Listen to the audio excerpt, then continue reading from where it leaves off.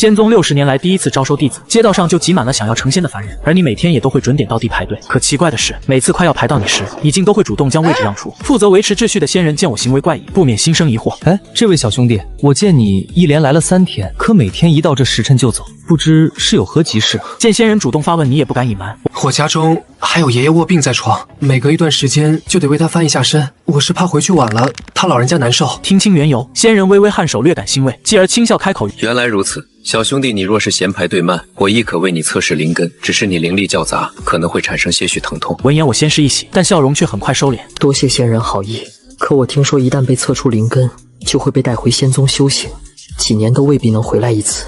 若是我去了仙宗，说完我把头埋得很低，转身踏上了回家的路。你何尝不想成为那种飞天遁地的上仙？但一想到床上那个除了你谁也没有的爷爷，站在这里的每一秒都像是一种背叛，所以你放弃了。一回到家，你熟练地帮爷爷翻了个身，又端起水碗，小心地喂他喝水，咕嘟咕嘟。爷爷喝完水，舒坦地叹了口气，你扶着他慢慢躺下，他却突然开口：乖孙子，测出什么灵根了？他问得漫不经心，像是怕给你压力。你撒了个谎，一个为了能留下来照顾他的谎。爷爷，上仙说我没有灵根，结果爷爷的脸瞬间就沉了下来，猛地一声怒喝：莽撞之人，你敢骗我！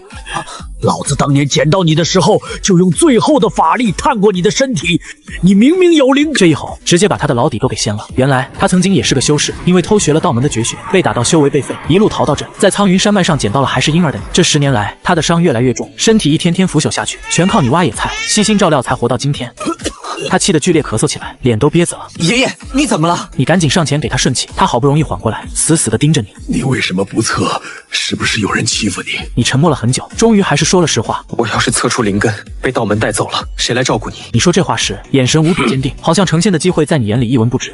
爷爷冷哼一声，别过了头。爷孙俩就这么僵持着，屋里异常的寂静。最后还是爷爷先开了口，声音疲惫：子安，去做饭吧。好，你立刻起身去洗背篓里的野菜。看着你又在摆弄那些野菜，爷爷似乎是彻底腻了。子安，爷爷这身子骨，不吃点好的怕是扛不住了。把那只翠羽鸡处理了吧。你手里的动作一顿，那只鸡是你们省了多久的口粮才换来的？本来指望它下蛋留着过冬的，现在吃了，这个冬天怎么过？吃了鸡，你的病就能好吗？你抱着最后一丝希望问道。爷爷毫不犹豫地点了点头。于是你不再迟疑，手起刀落，3下5除2，那只才4斤重的翠羽鸡就没了。晚上你用鸡和野菜熬了一大锅汤，你小心地把每一块肥美的鸡肉都挑出来，一点一点喂给爷爷。等爷爷吃饱了，你把锅里剩下的鸡肉全捞了出来，用碗装好，准备留到明天。你自己就着锅底的汤汁和野菜碎末，稀里糊涂地扒拉了几口。这一切爷爷都静静地看在眼里。他突然开口，声音平静的可怕：子安，剩下的鸡肉你吃了吧？不行，你想都没想就拒绝。我吃了。爷爷，你的病怎么办？哼哼。爷爷发出一阵沙哑的笑声。爷爷刚才骗你的，我的病根本好不了，而且我能感觉到自己快不行了。你还没来得及反应，他就继续说，我马上就要走了，没了那只鸡，你活不过这个冬天。想活下去，你只能去九霄道门。我不走。你冲着他喊，我要留下来照顾你。你稚嫩的脸上是与年龄不符的固执。傻孩子。爷爷大限已至，他叹了口气，你帮我把衣服解开。你按照他的指示，一层层揭开他破旧的衣物，在他的胸口，一本厚厚的书被布条死死地捆着。拿下来。你取下那本书，翻开一看，里面一片空白，一个字都没有。封面是玉石做的，连个书名都没有。爷爷，这是什么？爷爷这一辈子就栽在这东西上了。他感慨一声，语气里满是沧桑。记住这本书藏好，别让任何人发现。嗨嗨。他又是一阵猛咳，咳完后眼神开始涣散，声音也变得飘忽起来。爷爷要走了，以后的路你自己走。记住一句话，匹夫无罪，怀璧其罪。我记住了。你含着泪用力点头。最后他努力地凝聚起涣散的目光，深深地看了你一眼。爷爷再送你一句话，人不为己，天诛地灭。他一字一顿，用尽了全身最后的力气。话音落下，他像是终于解脱了，缓缓闭上了眼睛，再也没了动静。爷爷，你趴在他的床前，撕心裂肺地哭了整整一夜。第二天天蒙蒙亮，你在爷爷的新坟前磕了3个头，然后背上全部家当，离开了这个家。你必须去修仙，这是爷爷的遗愿。今天是道门招收弟子的最后一天，你赶了个大早，但镇长家院外已经挤满了人。苏大哥，人群中小婉看到了你，他今天也背着行囊，身边围着满脸骄傲的父母，显然是已经通过了测试。你走了过去，问你是什么灵根？小婉的下巴微微扬起，满脸喜色的回答：单属性上品灵根。上仙说我可以直接成为内门弟子，恭喜你。你真心替他高兴。就在这时，镇长家的大门开了，开门的正是昨天那个要帮你测试的上仙玄寂。他一眼就看到了你，有些意外。你这是？回禀上仙，你有些不好意思，我爷爷不需要我照顾了，所以我想来试试。进来吧。他没多问，直接让你进了屋。正堂里，一个蒙着眼睛的男人端坐在桌案前，他是玄寂的师兄吴尘。你走上前，小心翼翼地坐下，手放上来。蒙眼男人察觉到你的到来，声音没有一丝波澜。你把手放到桌上，他伸出右手搭在你的手腕上，一股冰凉的气息瞬间钻入你的经脉。屋外，小婉的父母正推着他。小婉，你跟进去看看，看子安到底有没有灵根。小婉才刚走进屋，吴尘就已经收回了手。恭可喜贺你，你拥有灵根，可以修行。听到这话，你心里悬着的大石终于落落地，爷爷没骗我。然而他接下来的话却像一盆冰水从你头顶浇了下来。但是很可惜，你的灵根是5行杂灵根，最次的资质，将来的成就最多练气1层。你的脸刷的一下白了。我的资质很差吗？你喃喃自语，不是差。他纠正道，是最差。你只能做杂役弟子，替宗门效力50年，50年后才能离开。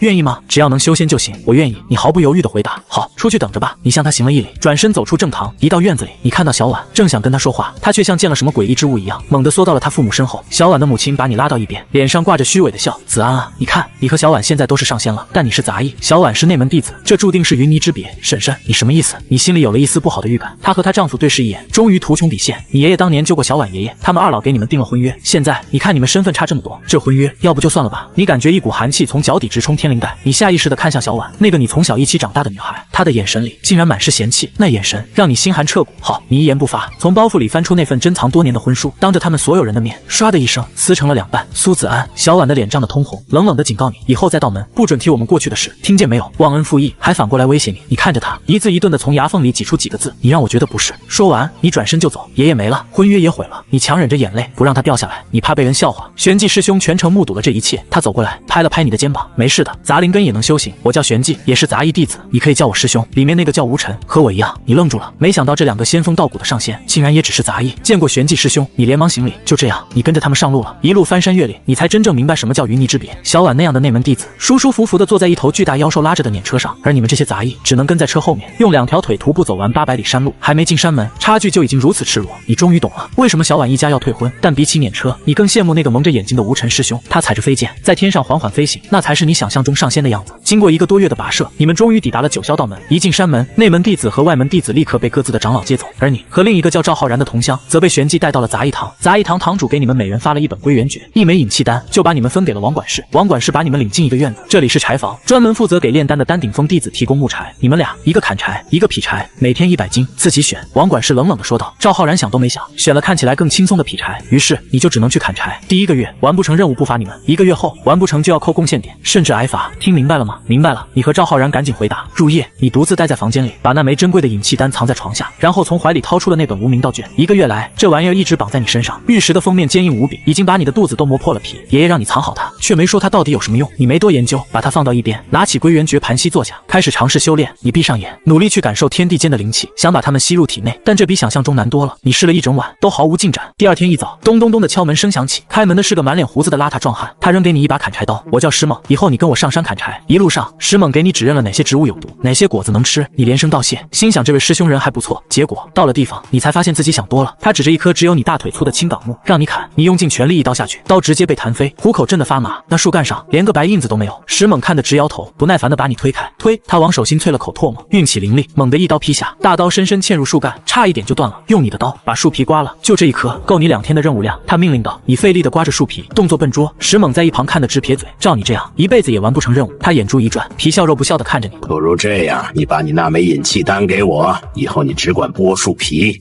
砍树的重活我来干。你心里咯噔一下，瞬间明白了他的意图。石猛师兄，没了引气丹，我就没法修炼了。等我有了修为，砍树就不用麻烦师兄了。你急中生智地回答。石猛的脸立刻沉了下来，再也没跟你说过一句话。他开始疯狂地劈砍那棵青冈木，巨大的力量震得你头皮发麻，木屑像冰雹一样砸在你身上。他就是故意的。好不容易弄够了木柴，回去的路上，除了上坡他搭把手，其余路程全是你一个人推着沉重的独轮车。自从你拒绝他之后，他对你的态度就只剩下折磨。回到柴房，你累得快散架了。你看到赵浩然还蹲在院子里劈柴，活还没干完，你走过去想帮帮他，他一看到你，憋了1天的委屈终于爆发，哇的一声就哭了出来。子安，你看我的手。他扔掉斧子，摊开稚嫩的双手，上面密密麻麻全是磨破的水泡，有的还在往外渗着金色液体。你看着他的手，心里一片冰凉。原来劈柴比砍柴更折磨人。这就是杂役弟子的第1天。干完所有杂活，你和赵浩然饿得像2条野狗，一屁股坐到饭桌前，王管事亲自掌勺，满桌的肉菜香得让你俩直吞口水。不等师傅发话，你和赵浩然的筷子已经化作残影，狼吞虎咽，恨不得把盘子都吞下去。本以为这会是一场惨烈的抢食大战，结果你俩抬头一看，其他师兄们个个慢条斯理，有几个甚至扒了2口就走了。哈哈，慢点吃，没人跟你们抢。王管事看着你俩的吃相，脸上挤出一丝复杂的笑意。你当然知道为什么，他们是修士，不吃饭也不会有事，但你和赵浩然不行，还没入练气，1天就这一顿，不吃成明天连斧头都举不起来。饭后，你火急火燎地冲回房间，咔嗒一声反锁房门，你迫不及待地扯开衣服，把那本绑在胸口的破书解下来。1天下来，胸口被磨得又红又疼，火辣辣的。要不是爷爷临走前千叮万嘱，你真想把这玩意儿扔了。接着，你又钻进床底，摸出那个藏着引气丹的盒子，打开一条缝，看到丹药还在，你贪婪地猛吸了一口那浓郁的药药箱，才恋恋不舍地把它放回去。今天石猛师兄教的那些植物，得赶紧记下来。你自言自语，那些玩意儿认识了能活命，不认识就会陨落在山上。你抓起笔，却找不到纸，目光一转，落在了那本无名道卷上。管他呢，你翻开第一页，小心翼翼地写下3个字：碧落藤。就在这时，诡异的一幕发生了，你刚写下的字迹瞬间消失，取而代之的是一行行凭空浮现的金色小字，密密麻麻地爬满了整页纸。碧落藤，下品毒草，表皮剧毒，可致皮肤溃烂麻痹。解毒方法：元龙草捣碎外敷，修为鉴别，表皮蓝色为初始，表皮现银纹，超千年，达凡阶。文字最后甚至还出现了一幅清晰的吓人的碧落藤图像，仿佛活生生印在书里，连藤上的绒毛都看得一清二楚。你惊得目瞪口呆，心脏狂跳的像要从喉咙里蹦出来。你好半天才缓过神，猛地合上书，再啪的一下打开，书页上空空如也，依旧是白纸一张，连你刚写的字都消失得无影无踪。你不信邪，揉了揉眼睛，再次提笔写下荆棘果。瞬间文字再次炸开，荆棘果，下品荆棘类灵植，倒刺有毒，果实可食。解毒方法：灵力炼化，祸福翠竹草。修为鉴别，果实灿金为初始，赤红为凡阶。这一次你确定了？你死死地将这本道卷抱在胸口，激动得浑身发抖。这哪是什么破书，这简直是宝贝。之后的日子，你依旧跟着石猛上山砍柴。转眼半个月过去了，修为丝毫没长，力气倒是大了不少，但想独自完成任务还是做梦。你只能继续跟在石猛屁股后面，忍着他的欺负。更让你焦虑的是，当初玄寂师兄明明说在有灵气的地方待上半个月，灵根就能苏醒。从翻过苍云山脉算起，到现在整整2个月了，你体内还是一片死寂。就连跟你一起的赵浩然，那个4属性杂灵根都已经练气1层了，人家现在自己就能完成任务，而你还是个弱者，你不能再等下去了。于是你硬着头皮再次找到了杂一堂的玄寂师兄。玄寂师兄，2个月了，为什么赵浩然都练气1层了，我还是不行？你开门见山，语气里带着一丝自己都没察觉的急躁。别急，玄寂拍了拍你的肩膀，赵浩然是4灵根，你不一样，你是5行俱全的杂灵根，慢点很正常。师兄，你咬了咬牙，问出了心里最大的渴望：这世上有没有能提升灵根资质的法子？玄寂似乎被你的执着打动了，他叹了口气，如实相告：有。据说上古时期有仙人靠一种叫化元神诀的功法强化灵根，但早已失传，是真是假都不知道。失传，你向玄寂道了谢，转身离开。对别人来说是传说，但对你来说那就不一定了。回到住处，你猛地从床上弹了起来，一个念头在你脑中炸开：这破书不，这道卷既然能显示灵值，那能不能显示功法？比如说化元神诀。你立刻点燃蜡烛，颤抖着手，在道卷上写下了化元神诀4个字。成了，和你预想的一样，金色的文字再次铺满书页，正是那失传已久的化元神诀。但这门秘术凶险至极，修炼过程需要配合药补，无论是炼灵还是药补，都伴随着极高的风险，而且必须达到炼气1层才能开始。冥神草、洗髓花、赤阳果。你迅速记下所有需要的灵药，又在道卷上一一写下他们的名字，将他们的模样和生长地牢牢刻在脑子里。以后上山必须留意。你暗下决心，找不到就用贡献点去换。1个月后，你的5行灵根总算被灵气泡软了，终于能和你的意识连上了。但凝练灵力的过程对你来说简直是折磨。赵浩然恢复满丹田灵力需要3个时辰，而你需要整整6个时辰。不过这漫长的折磨也带来了意外的好处，因为灵气冲刷身体的时间比别人长了1倍，你的肉身竟变得更加结实。这就是爷爷说的天道公平。你苦笑着想，时机已到。你迫不及待地从床底摸出那枚珍藏已久的引气丹，一口吞下，丹药入口即化，一股狂暴的能量在你体内轰然炸开，像决堤的洪水，疯狂涤荡着你的丹田和4肢百骸。药力散尽后，你感觉自己的身体仿佛被锤炼了数年，肌肉紧实，丹田也开阔了数倍。一枚丹药顶你苦修1年，炼气1层到了。你猛地睁开眼，感受着体内奔腾的力量，耳聪目明，前所未有的强大感觉让你忍不住想仰天长啸。第2天一早，天还没亮，你抄起砍柴刀，独自一人冲上了山。今天你不需要任何人，你特意找了棵格外粗壮的青钢木，深吸一口气，调动丹田内刚刚诞生的灵力，力量瞬间暴涨数十倍。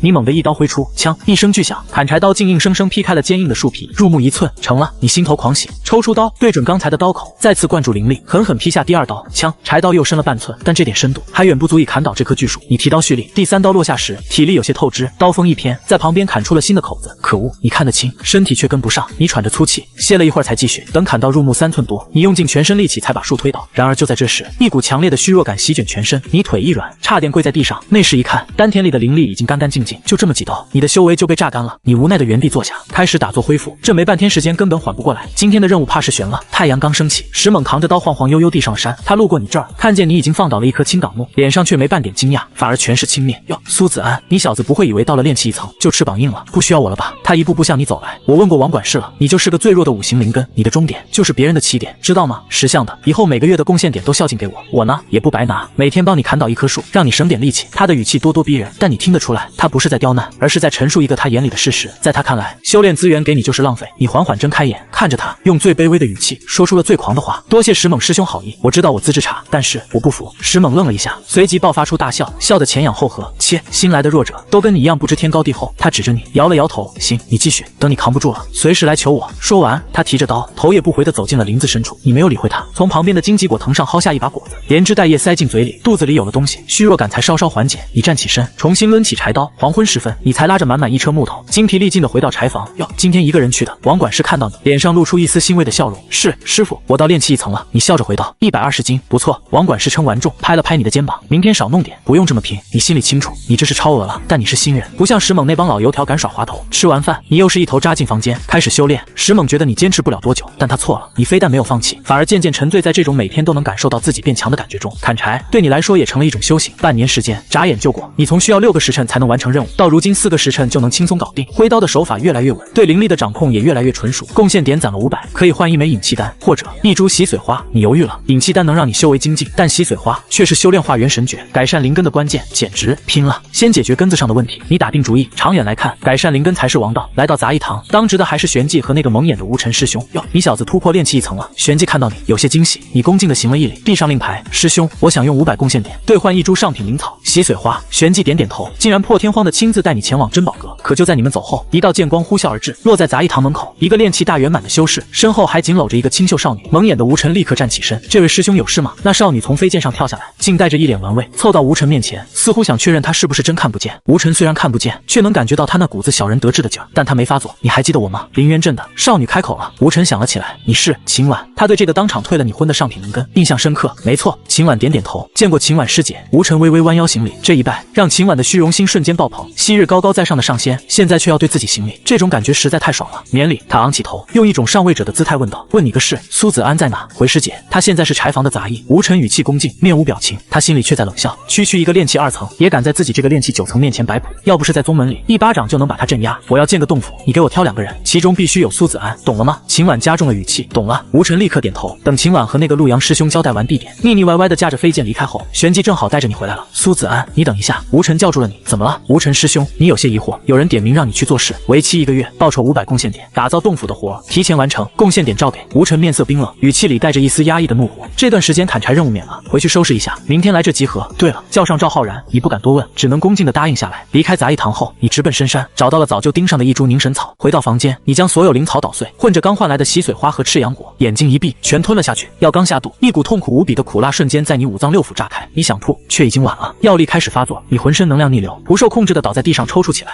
你疼得叫出了声，又死死捂住嘴，生怕被人听见。那药力像是一波波烧红的铁水，反复冲刷着你的4肢百骸，每一寸皮肤，每一根骨头都在向你传递着刮骨般的剧痛。你蜷缩在地，抽搐了一整夜，唯一支撑你的是你能清晰地感觉到丹田之上那原本驳杂不堪的5行灵根，正在药力的滋养下一点点变得通透纯粹。第2天卯时，药力终于消化完，你几乎是爬着坐起来，立刻运转化元神诀。炼灵就是强行用灵力在灵根中凝练出法力，再用法力去反哺灵根，这等于是在你胸腔里点了一把火，从内到外地焚烧。豆大的汗珠从你额头滚落，你疼得嘴唇发白，牙齿打颤，但你没有停下。1个时辰后，功法运转1个周天，你才像脱水的鱼一样大口大口地喘着气。你立刻感受到了变化，吸收和凝练灵力的速度比之前快了整整2倍。虽然现在的资质也仅仅是和赵浩然那样的4灵根持平，但这已经让你看到了希望。辰时一到，你叫上赵浩然，准时来到杂役堂，跟我来。无尘师兄冷冷地扔下一句话，祭出飞剑，腾空而起。你和赵浩然只能在地上拼了命的狂奔，才勉强跟上。跑了几十里路，你们来到一处灵气充盈的山崖下。无尘指着气喘如牛的你俩，对崖边一个身影道：秦婉师姐，人我带来了，行，你可以走了。那少女冷声道。你和赵浩然刚喘匀气，抬头一看，正好对上一张清秀却写满傲慢的脸。小婉，你失声叫道。眼前的秦婉穿着华丽的内门弟子服饰，修为赫然已是炼气2层。小婉是你叫的吗？他身旁的陆阳勃然大怒，一个箭步冲到你面前，啪一声清脆的耳光，你整个人都被抽飞了出去，重重摔在地上，右脸瞬间麻木，嘴里满是异味，脑子嗡嗡作响。旁边的赵浩然吓得扑通一声跪在地上，磕头如捣蒜。赵浩然拜见师兄师姐。陆阳看着你在地上挣扎的狼狈样，才稍稍解气。苏子安，我现在是内门弟子，以后见了我记得叫师姐。秦婉居高临下的看着你，从储物袋里扔出一张图纸和几件凿石工具，照着图纸给我打一个洞府出来，限期1个月，要是打偏了或者没完成，你们就等着被废掉修为滚下山吧。说完，他便小鸟依人的依偎在陆阳怀里，2人驾着飞剑扬长而去。我呸！等他们飞远，赵浩然才敢站起来，朝天啐了一口，这个忘恩负义的家伙，在镇上的时候见你跟狗见了主人似的，怎么一到门就翻脸不认人了？你擦掉嘴角的痕迹，缓缓从地上爬起来，眼神冰冷。他现在是上品灵根，是高高在上的内门弟子，而我是他那个5行杂灵根的不堪一击的未婚夫，不踩我一脚，怎么显出他的尊贵？你和赵浩然拿起工具，对着石崖疯狂开凿。嘿啊嘿啊嘿，哥俩好啊，扛棒头啊！你们哼着家乡的山歌，把所有的屈辱和愤怒都发泄在了这坚硬的岩石上。傍晚，秦婉再次来到山崖下，发现石崖已经被凿出了一个巨大的洞口，而你和赵浩然则因为灵力透支，正躺在洞里呼呼大睡。谁让你们睡里面的？一声尖利的呵斥将你俩惊醒。参见秦师姐。赵浩然连忙解释，我们灵力耗尽了，打算歇一晚，明天继续，进度肯定不会耽误。这是本仙子将来修炼的洞府。秦婉满脸厌恶，厉声呵斥，你们这种下等人也配待在里面睡觉？赶紧给我滚出来！赵浩然不敢反驳，连忙拉着你从刚亲手凿出的洞府里，像两条丧家之犬一样被赶了出来。秦婉那两个跟班一出来，他的火气才算消了点。他伸手指着你的鼻子，一字一顿的警告，再让我看见你们俩在里面猫着睡觉，我就让陆阳师兄把你们打成残废。撂下这句狠话，秦婉才算满意的走了。这个忘恩负义的女人！赵浩然对着她的背影用口型骂了一句，全是压着火的狠话。等老子住机了，非教训他一顿。骂归骂，他却不敢再回那个山洞。外面天寒地冻，风刮在脸上跟刀子似的。要不是你们俩现在算个修士，身体比普通人强点，恐怕真得冻没在这荒郊野岭。你就靠着石头坐了那么一小会儿，寒风就吹得你眼睛都睁不开。算了，你对赵浩然说，赶紧恢复灵力，干活吧，早点干完，早点滚蛋。赵浩然一听，立马坐直了，对着手哈了口热气。行，你们俩立刻盘膝坐下，开始修炼。1个时辰后，灵力恢复，你们就着惨白的月光，把山洞里的碎石往外搬。白天光线好了，才敢继续往里凿，生怕尺寸弄错又是一顿罚。每天就睡1个时辰，还得是打坐修炼代替睡觉。这对于刚练气的你们来说，简直是要命。就这么硬撑了7天，你们俩饿得眼冒金星，累得几乎拿不稳手里的工具。你歇会儿，我去找点吃的。你拍了拍赵浩然的肩膀，自己踉踉跄跄地走进了林子里。赵浩然则就地打坐，恢复体力。然而就在你离开没多久，一道剑光落下，陆阳带着秦婉又来了。看到初具雏形的洞府，秦婉脸上总算有了点笑意，但他扫了一圈，眉头立刻皱了起来。赵浩然，苏子安人呢？赵浩然赶紧放下工具，点头哈腰地跑过去。师姐，子安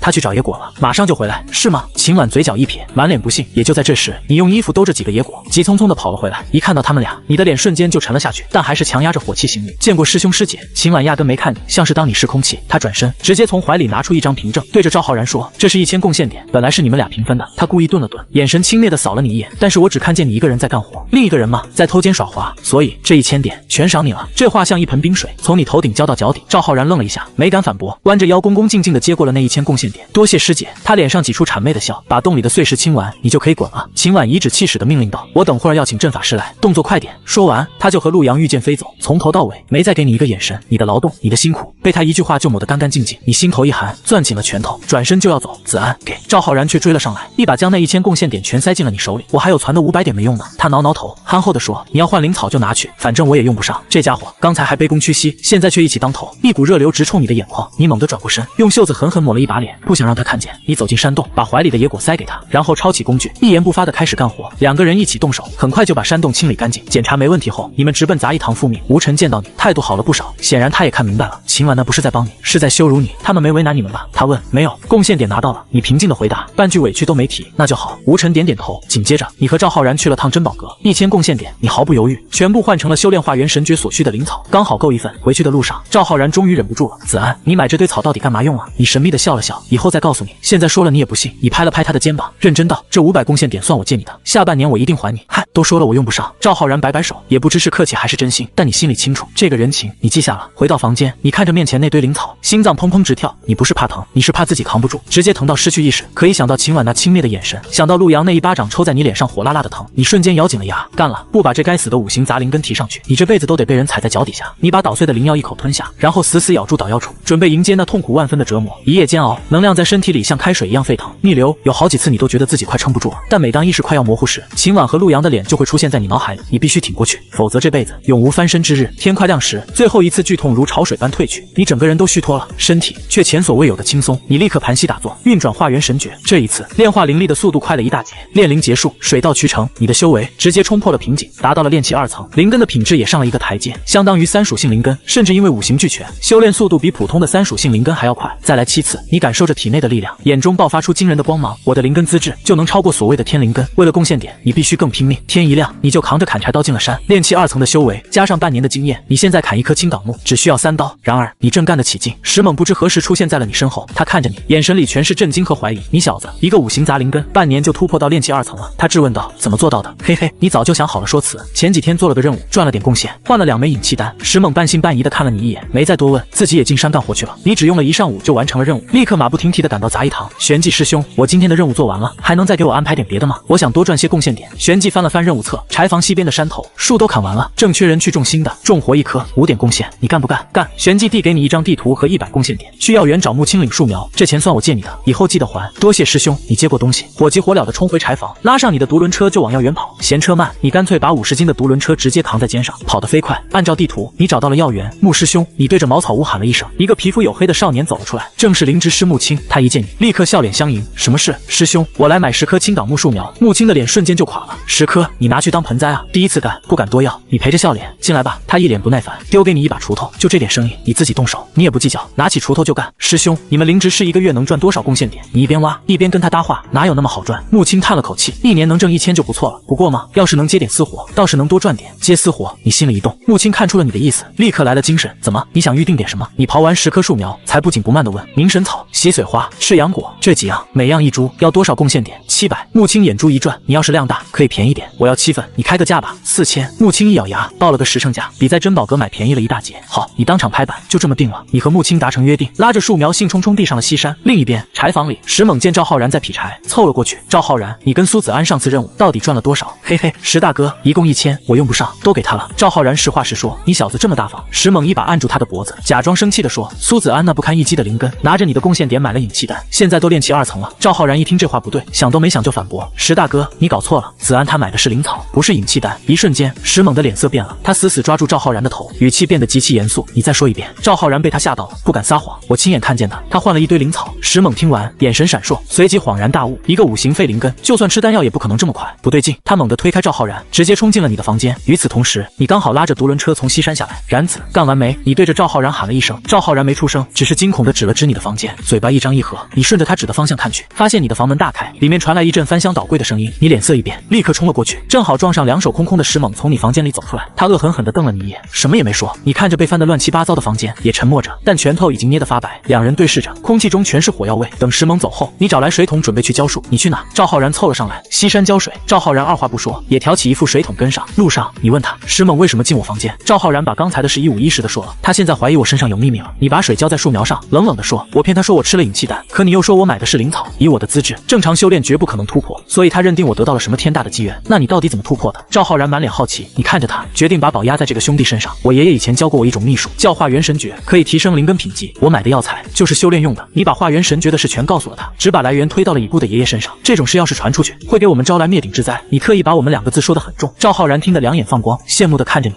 那个秘术能教我吗？当然可以。你点点头，但你也得跟我一样，拼命做任务赚贡献点换灵草。行，以后我也跟你一起种树。赵浩然下定了决心，接下来的日子，你们俩除了日常任务，所有时间都泡在了西山上。然而好景不长，这天你正在砍柴，石猛又来了。他捡起一颗石子，啪的一声打在你举起的刀上。石猛师兄，有事？你问。你小子为什么骗我说买了引气丹？他逼问道。你是不是得了什么机缘？你懒得理他，继续砍树，不说是吧？他捡起另一块石头，狠狠砸在你后背上，一阵刺痛传来，你停下动作，头也不回地走向了森林深处。行，你有种！石猛在你身后怒骂。你以为这事就这么过去了？万万没想到，等你下午去西山种树时，眼前的景象让你瞬间怒气上涌。你们辛辛苦苦种下的100多棵活下来的树苗，全被人用刀从根部砍断，横七竖八地倒在地上。哪个无耻之徒这么狠毒吗？赵浩然气得破口大骂，脏话喷涌而出，而你只是大口大口地喘着粗气，气到浑身发抖。除了石猛，还能有谁？匹夫无罪，怀璧其罪。爷爷的话在你耳边响起，既然你咄咄逼人，就别怪我不客气了。你握紧双拳，理智在这一刻被怒火彻底吞噬。然子，你转头，声音冰冷得像块铁，把你那500贡献点给我。你要干嘛？再买树苗吗？赵浩然被你眼里的红丝吓了一跳。给我！你直接伸出手。赵浩然没再多问，从怀里掏出了那张凭证。你拿着贡献点，一路狂奔到珍宝阁，用全部身家兑换了1枚引气丹。黄昏，饭桌上，你埋着头扒饭，一言不发。石猛看着你这副样子，得意的偷笑，还故意大声说，王管事，我那刀都钝了，砍个树苗都费劲，给我换把新的呗。他挑衅的看着你，你却没理他，转头对王管事说，王管事，我请几天假，休息一下。行，去吧，别累坏了。王管事关心道。当晚，你回到房间，一口吞下了那枚引气丹。你只有一个念头，突破，然后算账。丹药的药力在你体内轰然炸开。3天后的深夜，你房间内灵力激荡，形成一股小小的气浪。你猛地睁开双眼，金光四射，突破了炼气3层。你感受着丹田内澎湃的灵力，站起身，是时候去找石猛算算总账了。天还没亮，你就提着砍柴刀推开了赵浩然的房门，走了。赵浩然睡眼惺忪地爬起来，看到你眼中的寒意，二话不说，抄起自己的劈柴斧，跟你一起上了山。天一亮，就是辰时，你和赵浩然早已埋伏在林子里，等着那个叫石猛的邋遢汉子出现。果然，他拉着独轮车来了，轻车熟路地刨开一堆枯枝烂叶，露出下面藏好的50斤青钢木。今天再砍150斤，明天就不用干活了。他得意地嘿嘿笑着，把鼻涕往手背上一抹。就在这时，赵浩然按计划走了出去。石大哥，石猛吓了一跳，看清是赵浩然，顿时没好气。你怎么在这？我陪苏子安上山砍柴。赵浩然指了指你藏身的方向。想，接着明知故问：“哎，石大哥，你怎么刚来就砍这么多了？关你什么事？”石猛脸色一变，爆了句粗口，显然是做贼心虚。就是现在，你从丛林中猛地冲出，握紧砍柴刀，几个大步就闪到了他的背后，你大刀扬起，狠狠落下。啊！石猛察觉到了寒意，可一切都太晚了。星号，你挥刀重劈在石猛脊背，灵力灌注的刀刃劈开防御，他闷哼一声踉跄倒地，体内灵力紊乱外泄，气息迅速萎靡。星号，这个砍了30年柴的男人，最终像一块木头一样被当场重创倒下，他没了。赵浩然伸手探了探石猛的鼻息，声音都在抖。你呼吸急促，处在原地。你还记得第一天上山，他还教你分辨野花野草，你当时甚至觉得他是个好人。可惜他后来的所作所为，已经踩了你的底线。子安，这家伙还有1000贡献点呢。赵浩然从石猛肮脏的衣兜里掏出了一张凭证，你拿着，当我还你的。你把凭证塞给他，赶紧回去。要是出了事，我一个人担着。你一边说，一边把石猛的残骸往独轮车上拖，准备找个地方埋了。子安，你说的什么话？赵浩然急了，一把抓住你。什么叫你一人承担？我们是不是兄弟了？见他这副模样，你心里一暖，指了指地上的痕迹。那你留在这，把这里处理干净。行。紧接着，你拉着石猛的残骸，径直往西山上走。在那里，你将石猛的遗骸带到西山，找了处隐蔽之地掩埋，让他安息。做完这一切，你把独轮车拉到远处，一把火烧了个干净，又把自己身上的污迹清洗了一遍。为了避嫌，你一整天都待在西山种树，没有去北边的林子。晚上吃饭，王管事果然问了起来：“你们今天见着石猛了吗？”几个杂役都摇头。王管事的目光最终落在了你身上。子安，你呢？没见到。我今天去西边种树了。你表面波澜不惊，心里却肋骨似的狂跳。石大哥不会是在山上睡过头了吧？等会儿吃完饭，我去找找。算了。王管事摆摆手，他对石猛印象也不好。太阳都下山了，山里危险，他爱睡就让他睡，被妖兽吃了活该。你暗自松了口气，只要过了王管事这关，杂役堂那边基本不会为了一个杂役的安危大动干戈。然而当晚你根本睡不着，一闭上眼，梦里全是石猛浑身金光淋漓的向你索命。你好不容易惊醒，一身冷汗，可刚睡着，噩梦又卷土重来。更可怕的是，你梦见了玄寂师兄，他冷着一张脸，在你耳边悄声说，石猛是被人用砍柴刀以砍柴的手法击倒的，只有砍柴人才能一刀接一刀，精准的砍在同一个地方。梦里他的脸由冷淡变得狰狞，像个能看穿人心的魔鬼。你再次被吓醒，抹掉额头的汗，再也不敢睡了。第一次解决别人，对11岁的你来说冲击太大了，但你很清楚，如果不解决他绝对会做出更过分的事。你别无选择，还是修炼吧。你盘腿坐下，只有专注修炼才能让你暂时忘记恐惧。第二天天刚亮，王管事推开石猛的房门，空的。他脸色一变，立刻把你们9个杂役全都叫了起来。石猛不见了，大家今天停下任务，进北山找。活要见人，败要见海。你和赵浩然交换了一个眼神，默契的朝着昨天作案的方向走去，就是为了防止别人靠近。你们在那附近来回打转，一旦有人过来，就立刻把他支开。一群人在山里搜了一天，结果什么都没发现。石猛的砍柴刀和独轮车都消失得无影无踪。等你们下山，事情闹大了。王管事已经请来了杂役堂的2位执事玄寂和吴尘，他们对所有杂役进行单独盘问。轮到你时，天都快黑了。你和石猛平时关系怎么样？玄寂师兄眼神微眯，死死盯着你的眼睛，仿佛要看穿你的灵魂。我怎么可能和石猛师兄有过节？你露出一脸无辜的表情，开始半真半假的狡辩。我刚来的时候，还是石猛师兄带我上山砍柴的呢，他还教我辨认毒草，怎么挥刀发力。他这个人吧，平时看着不咋地，但相处下来还是很好的。昨天你进山了吗？玄寂又问。进了，不过没去砍柴，我去西山种树去了。你顺势卖惨，之前种的树全毁了。玄寂师兄借我的100贡献点，怕是要过一阵子才能还了。听到这话，玄寂脸上凝重的神色缓和了几分。现在天冷，等开春再种，成活率就高了。那石猛师兄不会真出事了吧？你装作好奇的问。玄寂的回答让你心头一沉，他的命牌碎了，已经陨落了。他接着说，这个人和堂主是老乡，堂主要我们务必查清楚，原来还有这层关系。你心里咯噔一下，但脸上依旧维持着担忧。他不会是被山里的妖兽吃了吧？你先回去吧，有发现就告诉我。我知道了。你起身离开，回去后你立刻和赵浩然对了口风，确定都没漏破绽，才稍稍安心。就这样，这件事居然不了了之，一直过了1年都没人再提起，直到第2年开春，北边的青党木砍光了，你们换到东边林子，结果有人在一处偏僻角落发现了没有被完全烧毁的独轮车和一把老旧的砍柴刀，刀刃上清清楚楚刻着石猛的名字。这件旧案再次被翻了出来，只不过除了你，没人知道石猛的残骸在哪，连赵浩然都不知道。事情很快上报到了外门刑罚堂，可人家根本不关心一个杂役的安危，又把皮球踢了回来。杂役堂内，堂主肥硕的胳膊猛地一砸，轰的一声，炼气9层的力量将桌案拍得粉碎，他气得满脸横肉都在颤抖。堂主息怒，玄寂提议道，要不咱们去珍宝阁借旺气法盘，你去办。玄寂很快借来了法盘，堂主带着2个执事再次来到发现砍柴刀的地方，他催动灵力，法盘吸收了刀和车上残留的气息后，指针嗡的一声，直指西边。3人顺着指针一路来到了西山，这里早已被你和赵浩然种上了一片郁郁葱葱的青党木。一进林子，堂主手中的法盘就爆发出阵阵光晕，就在这里，给我挖。玄寂不敢犹豫，直接用手刨地，没挖多深，一截粘着污秽的碎骨就露了出来。紧接着，周围的树下都发现了石猛的碎骨，堂主气得浑身发抖，声音像是从牙缝里挤出来的。这片山头是谁负责的？与此同时，柴房内，经过1年的努力，你和赵浩然凑够了购买7份灵药的贡献点，但赵浩然只用了1份，就再也不敢碰那玩意儿了，说宁愿碌碌无为，也不想再体验那种痛苦万分的折磨，把剩下的都给了你。现在6份药材下肚，你已经完成了8次炼灵，你的5行灵根每一种都足以媲美单属性极品灵根，5种加在一起，你的修炼速度已经堪比天灵根，只要再炼灵1次，你就能彻底超越天灵根，修为也顺理成章的达到了炼气4层前期。咚咚咚，房门被敲响了，是玄寂，你跟我来一下。他面无表情，带着你径直走向西山。天已经黑了，山上乌漆嘛黑的，他把你带到一棵青党木下，捡起一截碎骨，兑到你眼前，你为什么要解决师盟？玄寂师兄，我不明白你什么意思。你心里一咯噔，但嘴上还在硬撑。别装了，玄寂扔掉碎骨，这山头是你承包的，和师盟有交集的也只有你，不是你还能是谁？你死不承认，真不是我，你可以不承认。玄寂冷冷一笑，但等堂主查到你头上，就算不是你，你也没有好下场。你立刻听出了他话里有话。玄寂师兄，这是什么意思？今天下午，堂主用忘气法盘找到了这里，他问我这片山头是谁承包的，我说忘了。你心头一震，现在他正在杂役堂翻账本。玄寂的语气像是在下最后通牒，要不了多久就能查到你。师兄，我该怎么办？你虽然没承认，但语气已经是在求救。杂役堂接到一个长老的任务，要找个杂役去给他真传弟子当剑士，为期3年。你的年龄和修为正好合适，如果你能被选上，留在内门，堂主就动不了你。剑士是什么？就是给别人陪练剑法的人肉沙包。玄寂直截了当地说，稍有不慎就会被一剑重创。你愿意去吗？我愿意。你毫不犹豫，留下来必然陨落。去，还有一线生机，这是调令。玄寂递给你一张纸，去内门清玄峰找灵虚真人。你接过调令，没有说话，只是向他深深地行了一礼，然后转身消失在夜色中。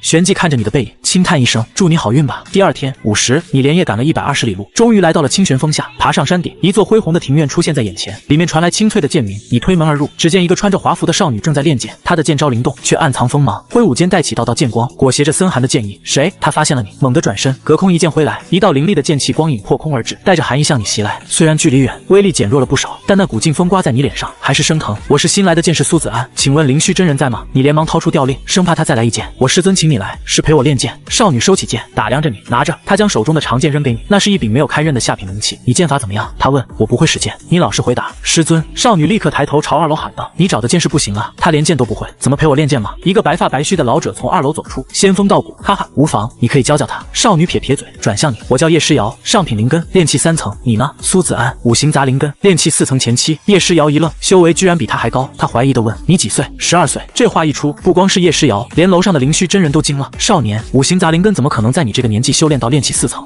用的丹药比较多，你随便编了个理由。你修为比我高，以后可得让着我点。叶诗瑶有点怕了。诗瑶，灵虚真人笑道，你可是上品灵根，修炼速度比他快几百倍，还用他让？接下来，叶诗瑶开始教你一套叫领风剑法的基础剑法。1个时辰后，你勉强记住了所有招式，但怎么都领悟不了要领。叶诗瑶的耐心很快耗尽，动作要快，手臂要稳，出剑要狠。你但凡哪里出错，他手中的长鞭灵气就啪的一声抽在你身上。1天下来，你浑身青一块紫一块，要不是你炼气4层肉身结实，早被他重创了。晚上，你拖着伤痕累累的身体回到房间，盘腿疗伤。照这样下去，你迟早要被他重创。不知道无名道卷对剑法管不管用？你心念一动，取下胸口的无名道卷，用毛笔在第1页写下领风剑法4个字。领风剑法，下品剑法，需领悟寒雪剑意，方能将此剑法发挥极致。下一秒，书页上浮现出图文并茂的剑谱。当你看向书中那个摆着剑招姿势的人影时，那人影突然活了。他在书中将整套领风剑法完整的演练了一遍。演练完毕，那人影竟化作一片晶莹剔透的雪花，从书中飞出，直接没入了你的额头。你闭上眼，能清晰的感觉到一个完美的人影正在你的视海中无休无止的演练着领风剑法。他手中长剑寒意凌冽，每一招每一式都蕴含着令人胆寒的剑意。这是一种意志，可以令人胆寒的意志。你瞬间沉浸其中，随着识海中的人影不断演练，你对剑法的领悟飞速提升。第2天，你起了个大早，抱着长剑在院子里等叶诗瑶。你倒是勤快。叶诗瑶揉着睡眼惺忪的眼睛走了出来。师姐，你昨天教的剑法我已经领悟了，是吗？你演练一遍我看看。叶诗瑶一脸不信。你握住剑柄，刹那间，一股彻骨的寒意从你周身散发，周遭气温骤降。你脚步轻点，身形如鬼魅般飘动，手中长剑划出几道轻柔的剑光，丝丝缕缕的寒霜之气萦绕剑身，如同冰雾。你竟然一夜之间就领悟了寒霜剑意。叶诗瑶惊得从2楼直接跳了下来。打断了你，我晚上在脑子里练了一夜就懂了，你跟我过几招。叶诗瑶不服气，也抄起一把长剑，身形如电，猛地向你袭来。你眼神一凛，脚下后撤，手臂一挥，一道寒霜剑气激射而出，与他的剑光轰然相撞，冰屑飞溅。叶诗瑶剑招连绵不绝，身形在风雪中穿梭，一道道剑气纵横交错，向你席卷而来。其中一道剑气擦中你的左肩，虽然没破皮，但那股寒意瞬间侵入，让你的左臂一阵麻痹。你深吸一口气，将全身灵力灌注于长剑，施展出领风剑法最后一式双华镜灭。一道巨大的森白色剑气挥洒而出，与叶诗瑶的攻击正面碰撞，轰！庭院爆发巨响。你凭借着更高的修为，一剑冲破了他的防御。叶诗瑶脸色骤变，想躲也来不及，剑气擦着他的衣衫而过，在他的肩头留下了一道浅浅的伤痕。他踉跄后退几步，望着你，眼中满是不甘和震惊。你敢伤我？他恼羞成怒，死死地瞪着你。你左肩也被叶诗瑶的剑气命中，受了不轻的内伤，但他更惨，精液已经染红了华服，肩头一道清晰的剑痕。你心里咯噔一下，我不是故意的。看到你这副害怕的样子，叶诗瑶眼珠子一转，反而笑了。如果我师尊知道你伤了我，你猜他会怎么对你？你沉默了，这摆明了是要威胁你。我可以不告诉他。叶诗瑶凑近你，压低声音，但你必须答应我一件事。你说你还能怎么办？他几乎贴到你的耳边，吐气如兰，说出的话却冰冷刺骨。以后不准再用剑意，尤其是我师尊在的时候，你要装得很笨。这女人的心思，你一下就懂了。她怕你的剑道天赋被灵虚看中，抢了她的宠爱。可以，你当即同意，但紧接着话锋一转，不过你也得答应我一件事，说来听听。叶诗瑶的眼神像藏着刀子，很不爽。以后咱俩过招，你也不许用剑意，更不许伤到我。叶诗瑶扑哧一声笑了，满脸嘲讽。你一个大大男人，还怕我伤了你？不过他还是点了点头，算是同意了。说完，他收起剑，转身回房疗伤，脱下衣服，看着肩头的剑痕，银牙紧咬，眼里几乎要喷出火来。苏子安，你给我等着！他输在修为，但他是上品灵根，修炼速度是你的几百倍。他想等他突破到炼气4层，一定要让你好看。练剑之余，你也在拼命修炼。现在的你，修炼速度一日千里，短短1个月就冲到了炼气4层的巅峰，瓶颈早就松了。你现在是硬压着修为，不敢突破，生怕秘密暴露。就在这时，叶诗瑶养好了伤，声音从门外传来：“苏子安，出来练剑了。今天教你中品剑法碧波剑诀，看仔细了。”他演练了一遍，剑光粼粼，暗藏锋芒。对现在的你来说，掌握剑招轻而易举。你盘算着，等晚上回去用无名道卷一参悟，剑意立马就能到手。可他过了几招后，叶诗瑶从乾坤袋里掏出一袋贡献点，师尊给你的500点，这么多。你脸上终于有了笑容。1个月500贡献点，这日子可比在杂役堂强太多了。拿到钱，你立刻告了半天假，直奔外门珍宝阁。师弟要点什么？一个负责接待的杂役斜眼看你，有没有能隐藏修为的秘法？那杂役一听，直接嗤笑出声，语气充满不屑：“你一个杂役，还隐藏修为？藏息术，下品秘法，400贡献点。”他断定你就是随口一问，根本买不起。乾坤袋怎么卖？你又问。下品的500，中品的1000，来个下品的。你把刚到手的贡献点拍在柜台上，回到住处，你立刻把绑在胸口的无名道卷塞进了乾坤袋里。接着，你取来纸笔，在道卷上写下藏息术和碧波剑诀。光影闪动，秘法和剑法瞬间在你脑中融会贯通。有了藏息术，老子终于可以放心突破了。你心念一动，不再压制，丹田内的灵力瞬间暴涌而出，形成道道气浪，一股更精纯的灵力在你体内凝聚，力量、感知、生命力都暴涨了一截。炼气5层前期，你迅速运转藏息术，将外在气息稳稳地伪装在了炼气4层。第2天，你和叶诗瑶的对练又开始了，在不使用剑意、不伤到对方的前提下，你们的对练简直像小孩过家家。结果灵虚真人回来一看，脸当场就黑了。诗瑶，再过2个月就是你和通玄长老弟子切磋的日子。他对着叶诗瑶话里话外却全是敲打，再这么练下去，我的老脸都要被你丢光了。叶诗瑶低着头，像个犯错的孩子。紧接着，他从乾坤袋里取出一件护甲扔给你，这是玄甲衣，下品灵气，我要用剑意了，会尽量不伤到你。你明白他的难处，只能穿上护甲硬抗。结果就是1天下来，你浑身都是暗伤。他的寒系剑意专门伤人脏腑。入夜，你正在房间里运功疗伤，门被悄悄推开了，是叶诗瑶。苏子安，是我。他压低声音，生怕被楼上的师尊听见。你来干嘛？你正窝着火呢。要不是你压着修为，还不能用剑意，他能伤到你？这是9炼真身，上品秘术，可以提升肉身强度。他把一本秘籍放在你床头，好好练，以后就不容易受内伤了。千万别让我师尊知道，他给你这宝贝不是示好，是想把你打造成一个更耐揍的人肉沙包。知道了，你收下秘术，等他一走，你立刻开始修炼。靠秘法一运转，体内灵力激荡，皮肉与经脉承受着剧烈冲击，需不断引导生命精华才能将其驯化。但为了变强，你咬牙撑了下来。2个月后，灵虚和通玄2位长老的真传弟子切磋之日到，地点就在清玄峰。灵虚摆下宴席，广邀同门，其中赤霄崖的苍穹真人还带来了他的爱徒。秦晚，你作为剑士，只能跟在叶诗瑶身后伺候。你看着台上那几个被长老们视若珍宝的天才，内心一阵冷笑，太弱了。我这爱徒刚入门2年，就让他演练一套剑法，给大家助兴如何？苍穹真人嘴上谦虚，实际上就是来砸场子的。秦晚得到示意，一跃登上高台，行了一礼后，目光直勾勾地看向你这边。夏师姐，你的剑士可否借我一用？他早就盯上你了。和叶诗瑶打，他没把握，但采一个杂役出身的剑士稳赢。叶诗瑶看了一眼你，又看看秦晚，问道：“你确定？”夏师姐若是不愿意，那师妹只好斗胆向师姐讨教了。秦晚脸上带着恶意的微笑，自信满满。叶诗瑶气不过，拔剑就要上台，却被你一把按住。想挑战我家剑主，得先过我这一关。你持剑走上高台，你等这一刻，等了太久了。本来你想安安稳稳度过这3年，但偏偏是秦晚这个曾经百般羞辱你的女人送上门来，这口气你咽不下。苏子安，秦晚见你上台，笑得更灿烂了。我下手会很重，败在我手上的剑士已经有10个了。你确定？你二话不说，从乾坤袋里掏出叶诗瑶给你的玄甲衣，直接扔在他面前。我下手也重，你最好穿上。你的语气里满是不屑，你敢挑衅我？秦晚瞬间炸了，台上的苍穹真人也怒了。小婉，不必留手，有了师尊撑腰。秦晚的剑动了，你随之迎击，2剑相撞，灵力爆开。他的剑势太弱，直接被你的剑气震得连退数步。1个回合，高下立判。怎么可能？你竟然是炼气6层！秦晚满脸难以置信。你要是觉得我修为欺负你，你淡淡开口，我可以压着修为跟你打。你话音刚落，身上的气息瞬间压制到了和他同阶的炼气4层。秦晚怒火攻心，再次持剑杀来，用的是他的得意剑法青红剑法。领风剑法，寒芒出现，你高高跃起，一剑直刺而下，冰雪剑气瞬间让周遭气温骤降，枪漫天冰霜炸开，青红剑意被轻易碾碎。秦晚连人带剑被你一剑轰飞数丈，直接滚下了演舞台。你收剑而立，声音不大，却传遍全场。就你这点实力，也配挑战我家剑主？回去再练几10年吧！秦晚哇的一声，当场气得呕出一口金光，全场哗然，台上的长老们全都惊呆了。一个杂役剑士压着修为，用最下品的领风剑法碾压了上品灵根天才的上品青红剑法。师兄，你这清玄风真是卧虎藏龙啊！苍穹真人皮笑肉不笑的恭维一句，飞下台去查看秦晚的伤势。师尊，他明明只是个5行杂灵根，怎么会这么强？秦晚还在溢出金光。你说什么？他是5行杂灵根？苍穹真人大惊，立刻站起身，对着你高声喊道：“少年，可否让我检测一下你的灵根？”没等你回答，灵虚真人猛地站了起来，直接打断：“苍穹，是你自己让你徒弟上台的，怎么输了不服气？天意师兄误会了，我只是想干什么？想对我的人出手，以为我看不出来？”灵虚真人寸步不让，他看出了你的不凡，绝不可能让你被别人抢走。诗瑶，该你上场了。灵虚直接转移话题。叶诗瑶硬着头皮上了台，他的对手通玄长老的弟子魏红，在见识了你的实力后，后已经吓得腿软，没打几下就认输了。叶诗瑶赢了，却一点也高兴不起来，风头全被你这个剑士抢光了。他回到座位，恶狠狠地瞪着你，压着声音说：“原来你一直隐藏修为，难怪我打不过你。你误会了。”你淡淡的回了一句：“什么意思？我一直都在压着修为和你对练，同境界，你依然不是我的对手。”叶诗瑶被你噎得说不出话，只能白了你一眼，扭过头去。宴会一结束，林旭立刻把你叫到了他的房间，他用法力在你体内游走探查，越探查越是心惊，你竟真的是五行灵根，可为何如此精纯？这通透程度已经堪比极品灵根了。你的剑法是谁教的？叶诗瑶师姐，你领悟寒霜剑意用了多久？1天。林旭目光一凝，突然开口：“诗瑶，进来。”门外的叶诗瑶吓了一跳，只能乖乖走进来。他说的可是事实？林旭质问他。是。叶诗瑶抠着手指，可我平日见你们对练，他从未使用剑意，又是为何？你知道，你翻身的机会来了。是叶诗瑶师姐说，我见到天赋太高，怕被您看中，不允许我在您面前显露。你一五一十的把他如何胁迫你的事说了出来。此事当真？林旭脸色一沉，叶诗瑶哇的一声就哭了出来。师尊，是他先把我打伤的。但林旭根本不理他，他缓缓蹲下身，目光与你平视，眼神灼热而期待。老夫乃是清玄峰首席长老，金丹修为，你可愿拜我为师？你很清楚，你若不同意，就会陨落。一个天才杂役，他绝不会放任流落到别人手中。晚辈当然愿意。你嘴上阿谀奉承，心里却记着他当初那不屑的眼神。只是我一个杂役，拜您为师，不会辱没您的威名吗？放心。林旭大笑，只要你拜我为师，你就是真传弟子。那些内门弟子见了你，都要叫一声师兄。弟子苏子安拜见师尊。你立刻行礼。好好好。林旭大喜，诗瑶还不快来见过你师兄？师尊，我先拜的师，为什么他是师兄？叶诗瑶不服气的嘟囔，他比你大，修为比你高，你觉得你配做他师姐吗？林旭老脸一沉，叶诗瑶委屈的又哇哇大哭起来。林旭送了你一个中品乾坤袋作为拜师礼，然后把自己的令牌交给叶诗瑶，带你师兄去办理入门登记。一路上，叶诗瑶都在骂骂咧咧，好你个苏子安，一个大男人怎么这么有心机？我有心机？你眉头一皱，冷冷道：我今天在台上帮你赢了秦婉，给你长了脸，你不屑我。还有，以后跟我说话客气点，小心我揍你。你现在的身份是他的师兄。叶诗瑶一听这话，脸瞬间垮了，连忙拉着你的衣角，娇嗲地说：师兄，别生气嘛，人家心里其实很敬佩你的。你看着他这副嘴脸，只觉得反感。我还是喜欢你之前那副桀骜不驯的样子。办完手续，你回到房间，打开了师尊送的拜师礼，888枚灵石，一柄上品灵气秋水剑，一本上品剑诀星河幻影剑，还有10枚引气丹。你立刻取出无名道卷，开始参悟新的剑诀。一夜过去，你已将剑诀参悟了1成。第二天天刚亮，你就直接去敲叶诗瑶的房门，赶紧起床陪我练剑。凭什么？凭我是你师兄。你直接推开门，揪着他的衣领子把他拖了出来。今天师尊不在，我下手可是很重的。哼！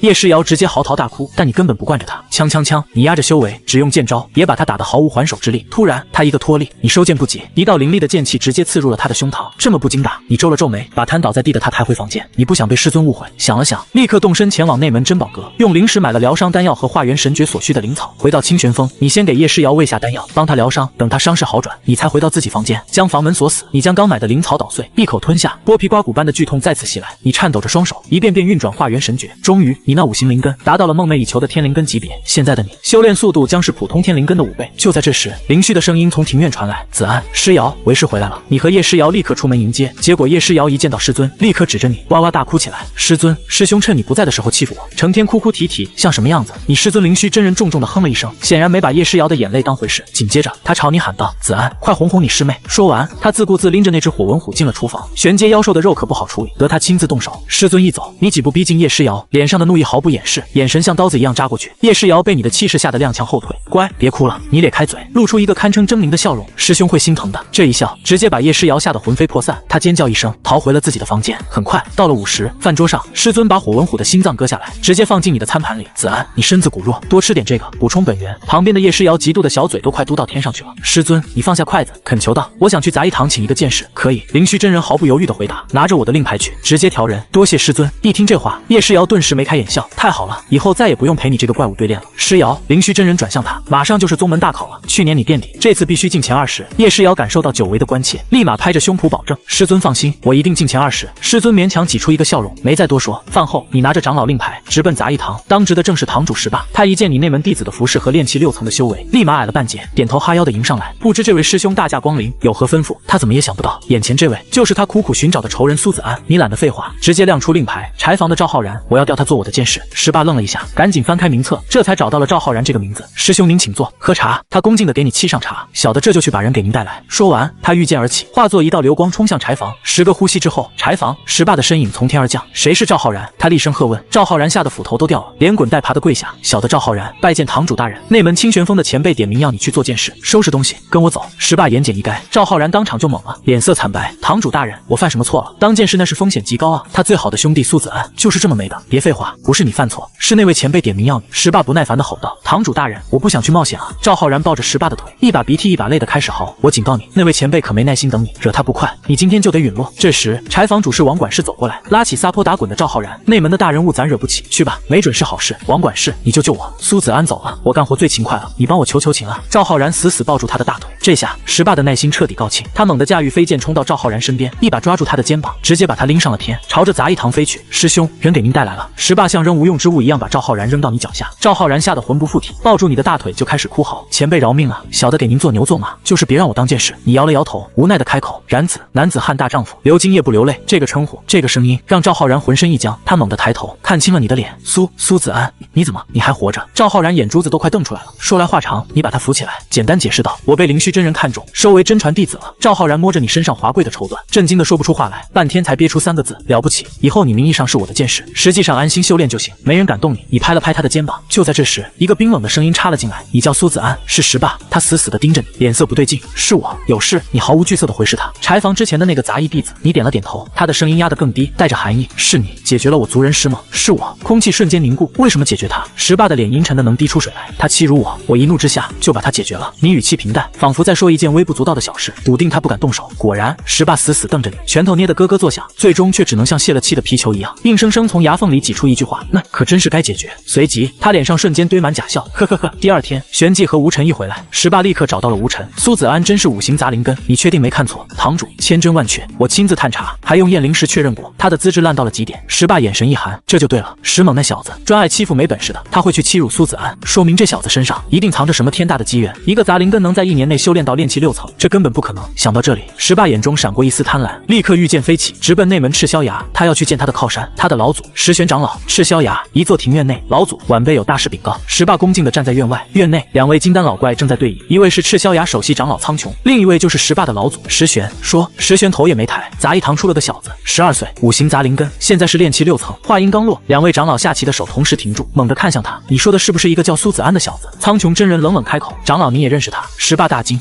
前些日子在宴会上打伤我爱徒的就是他。苍穹咬牙切齿。石霸一听，心中大喜，立刻添油加醋：“老祖，这厮1年前还解决了我族人师梦，他身上绝对有大秘密。5行杂灵根，炼气6层。”石玄眼中金光一闪，等老夫抽空把他绑来，搜个魂，一切就都清楚了，何必劳烦你我动手？苍穹落下一子，胜券在握的笑道：“3个月后就是秋闱试炼，我儿陆阳自会替我们解决他。如此甚好。”石玄点了点头，灵虚那老东西不好惹，让小辈出手最合适不过。与此同时，清玄峰，你的府邸，赵浩然像个跟屁虫，整天跟在你身后。此刻，你一套星河幻影剑演练完毕，剑气纵横，漂亮。赵浩然在一旁卖力喝彩。你收起剑，看着他，然子，你不能再这么混下去了。我都炼气7层了，你才2层，要不再给你炼一次灵？赵浩然一听，脸都白了，疯狂摇头：“算了算了，能活着就行，那罪我可不想再受第2遍。行吧，你叹了口气，我让师尊帮你去灵芝堂找个清闲的活，我就待这儿挺好的。”他抠着脚下的大石头，小声嘀咕：“你不再管他，回房修炼。对你来说，在丹药辅助下，1年内冲到炼气9层都不是问题。你一走，赵浩然闲的没事，跑去看叶诗瑶练剑。师姐，剑法好厉害，滚一边去，别烦我。”叶诗瑶没好气的吼道。自讨没趣的赵浩然只好一个人在清玄峰上闲逛。不知不觉，他被一阵花香吸引，来到半山腰的一个山洞外。洞外的花圃里百花争艳，全是灵芝。赵浩然看得吃了，伸手就想去摘那朵最妖艳的媚心兰。别碰它，有毒！一个轻柔的女声传来。赵浩然回头，看见一个眉眼清秀的少女，她穿着外门弟子的服饰，气质却温婉动人，上面的粘液会让皮肤溃烂。少女再次提醒赵浩然，尴尬的收回手，挠头傻笑：“多谢师姐提醒，你叫什么名字？”“我叫云长，这里是你的洞府吗？”赵浩然没话找话。云长脸上闪过一丝无奈：“我一个外门弟子怎么会住在这里？我和你一样，都是迫不得已。迫不得已，你被人胁迫了。”赵浩然顿时激动起来：“你等着，我兄弟是灵虚真人的真传弟子，我让他来救你。”“哎，你误会了。”云长急忙拉住他，脸颊微红，低声道：“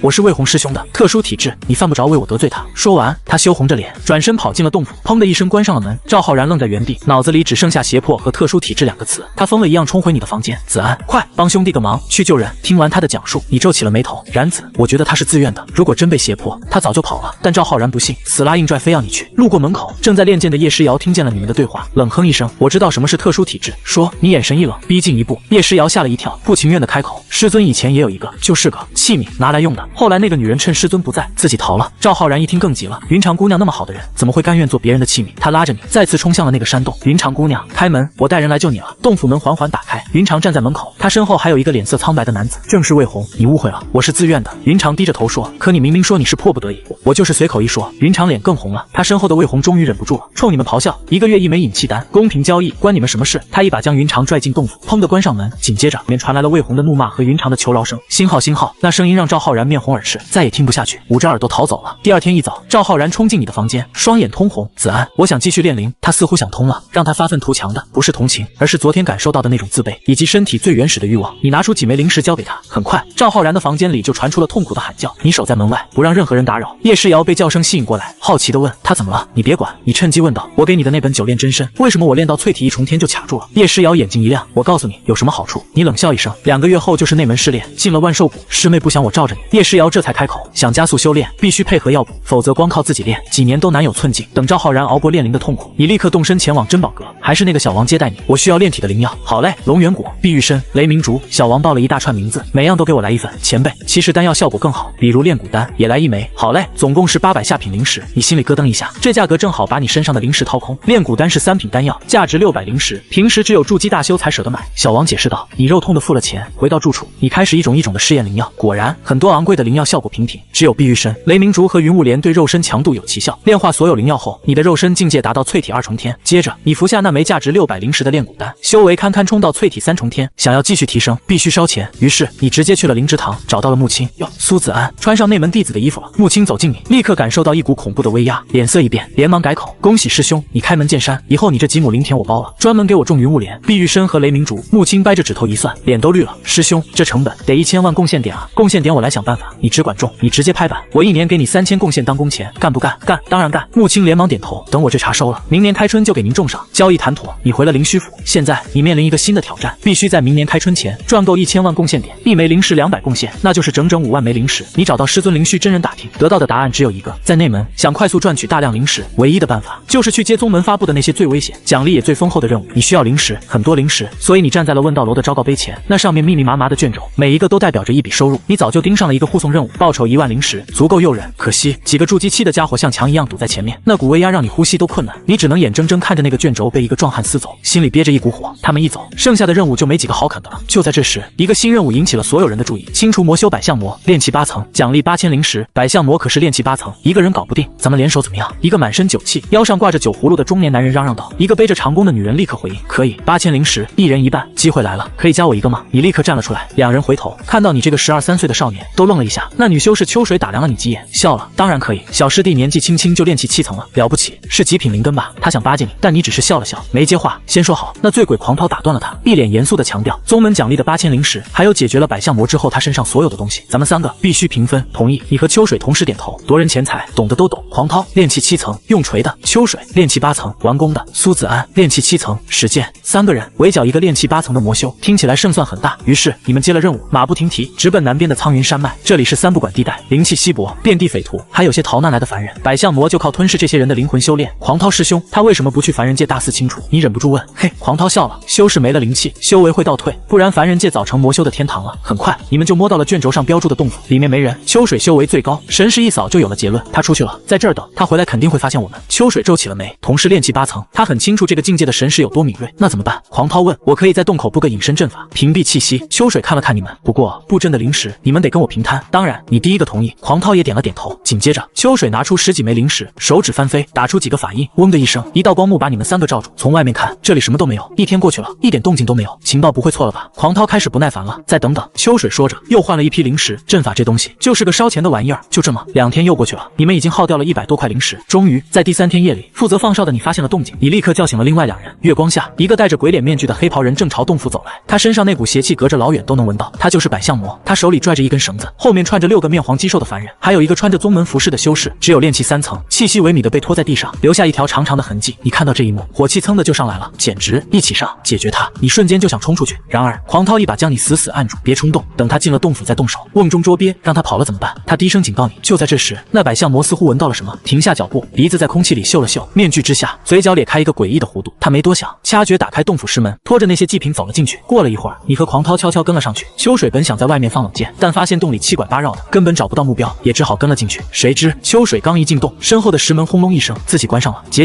阴冷的怪笑在洞府里回荡。下一秒，整个洞府金色光芒大盛，无数隐隐藏的阵法纹路从地面和墙壁亮起，将你们彻底笼罩。一股冰冷的寒意瞬间侵入体内，你感觉自己的灵力和精神都在被这金色光芒飞快地抽走。这是炼魂阵，他把整个洞府都改造成了阵法。快动手！秋水最先反应过来，声音里带着一丝惊恐。再拖下去，你们3个都得被吸成人干。你和狂涛也意识到不妙，立刻祭出灵气，朝着那道黑影冲了过去。百象魔终于转过身，手中多了一把短柄，他的身形快得像一道鬼影，在金色光芒中穿梭。是一道寒光擦着你的脖子划过，带出一串金色的光点。如果不是你的肉身足够强悍，这一下你的脑袋已经搬家了。狂涛，小心！秋水强大的神识预判了他的动作，大声提醒。话音未落，百象魔已经闪到了狂涛身后。狂涛被提醒，猛地转身一锤挥出，百象魔却诡异的后仰，像美骨头一样躲开了攻击，身影一闪，直接冲向了秋水。他知道秋水这个眼睛最麻烦，秋水擅长远射，被近身就是个活靶子。他神识锁定了对方，身体却跟不上，只能转身就跑。转眼间，秋水就被逼到了紧闭的石门前，退无可退。噗！那把淬毒的短笔毫不留情地刺进了他的后背。就是现在，你抓住了他攻击的瞬间僵直，一道剑气横斩而出，百象魔被迫拔出短笔，体表罡气瞬间亮起，剑气斩在上面，只刚好破了他的防，没能伤到他。你的剑意还差了点火候，受死！狂涛也吼叫着冲上来，巨锤带着风声砸下，百象魔双臂交叉硬抗，被打得后退几步，同样毫发无伤。就在这时，秋水忍着剧痛，从剑袋里摸出一根羽剑，反手用尽全身灵力，猛地刺进了百象魔的后腰，几乎是他自己被刺中的同一个位置。百象魔吃痛，硬扛着狂涛砸在他肩膀上的一锤，拼死冲出了你们的包围圈。他站在远处，双手掐诀，加速了阵法的运转。那些被拖进来的凡人，脸色瞬间由白转紫，再由紫转黑，眼里的光彩迅速熄灭，变成了行尸走肉。不行，灵力快被榨干了。狂涛喘着粗气，已经有些站不稳了。你深吸一口气，顾不上了。星河幻影剑，星陨，你只诀变换。秋水剑瞬间分化出60多道剑气，如暴雨般覆盖了百象魔所在的位置，让他避无可避。百象魔只能停下催动阵法，再次撑起护体罡气抵挡。就在这一刻，秋水闭上了眼睛，拉开了长弓，他强大的神识死死锁定了百象魔的气机。嗖，羽剑破空，在百象魔的护体罡气被剑雨削弱到最薄弱的瞬间，精准地穿透了他的胸膛。随着百象魔倒下，漫天金色光芒也渐渐散去，只是那些凡人和那个炼气3层的修士早已没了气息。你刚松了口气，以为一切都结束了，可谁都没想到，站在秋水身边的狂涛却给了你一个天大的惊喜。他猛地挥动手中的巨锤，趁着秋水运功疗伤，毫无防备，一锤朝着他的后脑勺砸了下去。轰！一声闷响，狂涛的巨锤重重砸在秋水毫无防备的脑后，他甚至来不及反应，便当场生机断绝。你干什么？你脑子嗡的一声，厉声质问。干什么？狂涛脸上露出扭曲的邪笑。他受伤了，解决掉他，我们就能少一个人分奖励，很简单，不是吗？他慢条斯理地补充道。百象魔的乾坤袋归你，秋水的归我。说着，他弯腰去拿秋水腰间的乾坤袋。你愣在原地，似乎还没从震惊中反应过来。狂涛见你没动静，狞笑一声，你小子不想要，那我就不客气了。他直起身就要去拿百象魔身上的乾坤袋，你见状也立刻冲过去，像是生怕好处被他抢走。你冲到百象魔残骸旁，刚刚弯下腰，呼，身后的狂涛再次挥舞巨锤，带着破空声狠狠砸向你的后背。轰隆，又是一声巨响，整个山洞都晃了晃，你像个破麻袋一样飞了出去，趴在地上一动不动，生机断绝。结，狂涛发出得意的怪笑，他先是搜刮了百象魔，然后走向你。愚笨之人，极品灵根又怎么样？还不是败在我手里。他嘲讽着，伸手探向你腰间的乾坤袋。然而他的手指刚刚碰到你的袋子，一道冰冷的剑气毫无征兆地从你体内爆发，瞬间洞穿了他的胸膛。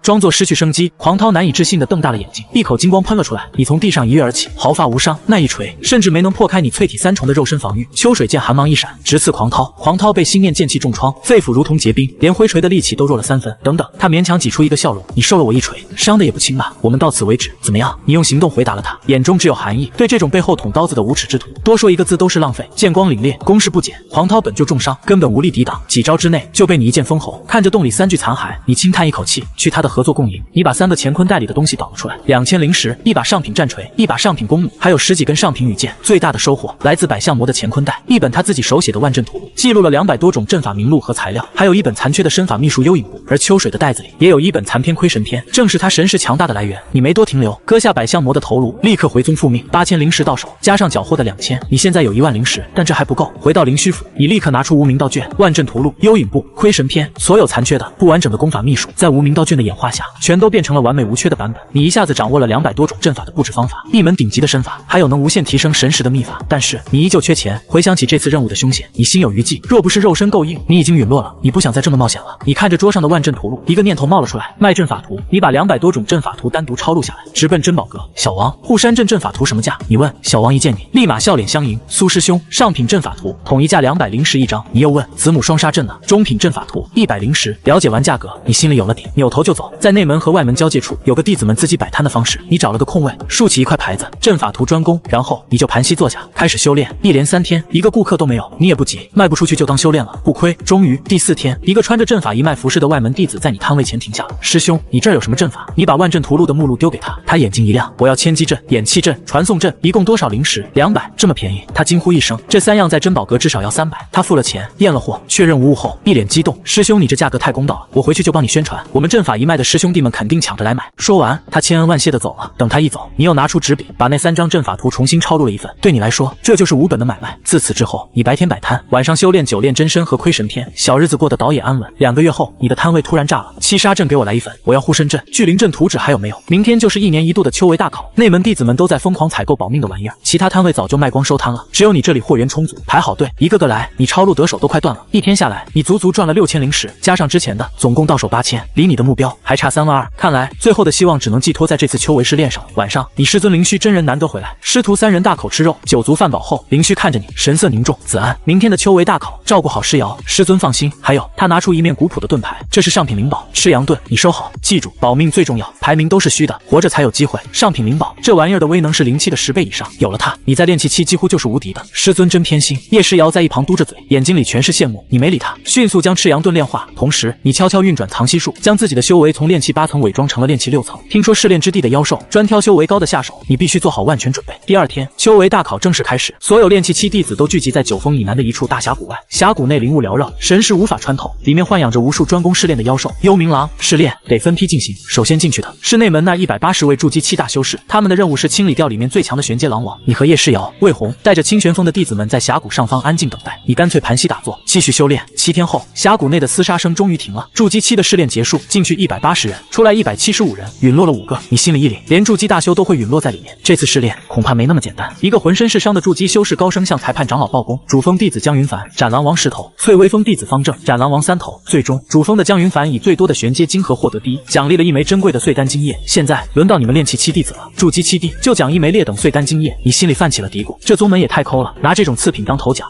你不明白，旁边魏红那家伙用一种你很不爽的语气开枪了。劣等碎丹精液也是无价之宝，在南域能让筑基期的大佬们抢破头。听他那意思，这丹药就是炼废了的残次品，药力不到1成，单独还死重，简直是无用之物。就在这时，裁判长老的声音响彻全场：炼气期弟子入谷！一声令下，上千号人像疯了一样涌进峡谷，跟下山的蚂蚁似的。有几个牛逼哄哄的家伙，一看就是炼气9层以上，直接踩着飞剑就过去了。其中一个就是赤霄崖首席长老的儿子陆阳，那小子一脸冷酷，脚踩飞剑，怀里还抱着你刚揍过的秦婉，他们身后还跟着2个炼气9层的跟班。怪的是，这4个人压根没看谷里的妖兽，眼睛死死地盯着你们清玄峰的阵营。秦婉的目光扫来扫去，终于在人堆里锁定了你，在那儿，他手指着你，声音尖利。下一秒，4道剑光直冲你而来。你一进峡谷，那些幽冥狼就像见了鬼，四散奔逃。毕竟他们只是宗门养的家畜，时间到了就得被处理。师兄，你跑慢点，等等我啊！叶诗瑶在后面扯着嗓子喊，可你哪有空理他？为了排名，你见狼就打，速度快的飞起。突然，一个让你不是到骨子里的声音传来：苏子安！你猛地停下，回头，果然是秦婉。他像没骨头似的腻在陆阳怀里，脚下的飞剑悬在半空，居高临下的看着你。天上一个炼气大圆满，2个炼气9层，地上上百个赤霄崖的弟子迅速围了过来，把你堵得严严实实。叶诗瑶那小子一见这阵仗，掉头就跑，连个招呼都不敢放。苏子安，听说你一个5行杂灵根，居然修到了炼气6层。陆阳驾着飞剑落到你面前，皮笑肉不笑，过来，我帮你看看，是不是搞错了？你当然是用了藏息术，把修为压在了炼气6层。看着他一步步逼近，你一步步后退，满脸写着抗拒。放心，陆阳的笑意更冷了。小婉是我的人没错，但你在擂台上是公平赢的他，我不会为难你。话锋一转，他图穷匕现，只要你乖乖交出身上的机缘，我可以考虑放你一条生路。原来如此，这家伙是看上你根本不存在的机缘了。你假装顺从地点点头，就在他们以为你准备就范的瞬间，好，幽影步催动到极致，你的身影瞬间化作鬼魅，只留下一串残影，给我追！陆阳暴怒的声音在身后炸响。然而，就算他们能御剑飞行，也只能眼睁睁看着你的影子消失在林子里。没多久，他们就把你跟丢了。你一路狂奔，钻进一个山洞，这里原本是幽冥狼的老巢，现在全被你赶了出去。你在洞口布下唯一的阵法，掩气阵，人站在阵里，外面谁也看不见。那家伙区炼气6层，怎么跑得跟鬼一样？2个炼气7层的赤霄崖弟子搜了过来，在你藏身的洞口附近停下。算了吧，人家有大机缘，就算抓到了，好处也轮不到我们。另一个务实的家伙说，那边有个山洞，不如进去解决几头狼，冲冲排名。很好，鱼儿上钩了。当他们一脚踏进掩气阵的范围，看到的是你早已举起的灵剑，剑光一闪，2人甚至来不及反应，当场被重创。你麻利的搜刮了他们身上的东西，然后把残骸往阵法外一扔，成了。新鲜的鱼饵，你守在阵法里，目光冰冷，想法却极其大胆，用这2具残骸当诱饵，钓更多的赤霄崖弟子过来，来一个解决一个。2天下来，洞外的残骸已经堆成了一座小山丘，浓郁的异味引来了不少幽冥狼。你就像像个耐心的渔夫，一边钓人一边清狼。黄阶幽冥狼解决了20头，赤霄崖弟子解决了多少你都懒得数了。为了不暴露身份，你戴上了百相魔的面具。又过了3天，残骸堆散发的恶臭让你自己都快待不下去，你这才不情不愿的收手。300多枚黄阶晶核应该能进前列了吧？你清点着乾坤袋，收获满满，其中大半都是从那些倒霉蛋身上缴获的。另一边，师兄派出去的人一个都没回来，他们该不会……一个炼气9层的修士对陆阳低声说，语气里满是恐惧。一个炼气6层能翻起什么浪？陆阳嘴上强硬，脸色却已经难看到了极点。如今峡谷里的幽冥狼开始疯狂反扑，他自己都焦头烂额，岂有此理！这届试炼怎么这么多人都他妈会用眼气阵？陆阳爆了句粗口，气得想骂娘。据说是有个混蛋在试炼前低价散播阵法图，把谁搅浑了？师兄小心！就在这时，一头黄阶巅峰的幽冥狼往猛地朝他扑来，陆阳吓得立刻驾驭飞剑升空。紧接着10几头黄阶巅峰的幽冥狼从4面8方围了上来，狼群规模之大，根本不是他们3个人能应付的。2个跟班也赶紧御剑飞起，唯独那个负责捡晶核的秦婉被忘在了地上。师兄救我！秦婉发出绝望的尖叫。陆阳回头看了一眼，又扫了一眼地面上密密麻麻眼冒绿光的狼群，心一横，冷酷地喊道：师妹，你撑住，我去找人来救你。说完头也不回地飞走了。狼王被秦婉的叫声吸引，猩红的舌头滴着口水，猛地一扑，锋利的狼牙在他脸上划开一道深长的伤口，剧痛让秦婉惨叫。可狼群已经将他团团围住。就在这时，他从乾坤袋里掏出一个铜钟，灵力注入，铜钟瞬间暴涨，将他死死罩住，任凭狼群如何撕咬，都无法破开这件灵宝的防御。咱们真不管小婉师妹了？一个跟班心有余悸地问。对他早就没兴趣了，为他冒险不值得，可他天赋那么好，苍穹真人要是怪罪下来，天赋好有什么用？陆阳直接打断他，他有我这样的爹吗？他随即下令，你们2个去出口守着，给我抢！所有出来的低阶弟子，每人交1成晶核，再去会会那个苏子安。比起抢劫，他现在更在意的是你身上的大机缘。然而他御剑在峡谷里兜了一大圈，连你的鬼影子都没找到，倒是另一道绝美的身影吸引了他的目光，一个身穿主峰弟子服饰的少女，孤身一人，身姿婀娜。这位师妹，陆阳悬停在他面前，若能与我同行，试炼排名我可助你一臂之力。少女目光一寒，长剑瞬间出鞘，哟呵，敬酒不吃吃罚酒。陆阳脸色一沉，炼气大圆满的威压猛地爆发，可那少女竟丝毫不惧，剑光璀璨，直接硬汉。更让他震惊的是，少女的身形突然化作无数光影，竟是完整的星河幻影剑。陆阳不敢再拖大，全力一击斩出，谁知这足以秒杀同阶的一剑，连少女的护体罡气都没能破开，反倒是少女在应接一剑后，气息陡然暴涨，同样攀升到了炼气大圆满。你这家伙用了什么邪术？陆阳惊了，立刻后退，疯狂往嘴里塞丹药。少女哪里会给他机会？攻势如潮，眼中红丝密布，像是杀红了眼。你必须付出代价。2人激战正酣，你循着剑名胜悄然靠近，一个鬼脸面具，一身肃杀之气，鬼面人。那少女见到你，仿佛看到了救星，他是赤霄崖的弟子，快出手！这段时间，鬼面人专清扫赤霄崖弟子的传闻，早已在峡谷内转开。你扫了一眼，2个炼气大圆满，这可不是你能掺和的。你毫不犹豫，转身就走，大概退到20丈开外，你停了下来，从乾坤袋里取出一把弓弩，弯弓搭箭，神识如针，瞬间锁定陆阳的气机。就在陆阳高高跃起，准备用出凌天一击的瞬间，嗖，箭矢破空，精准的命中了陆阳的屁股。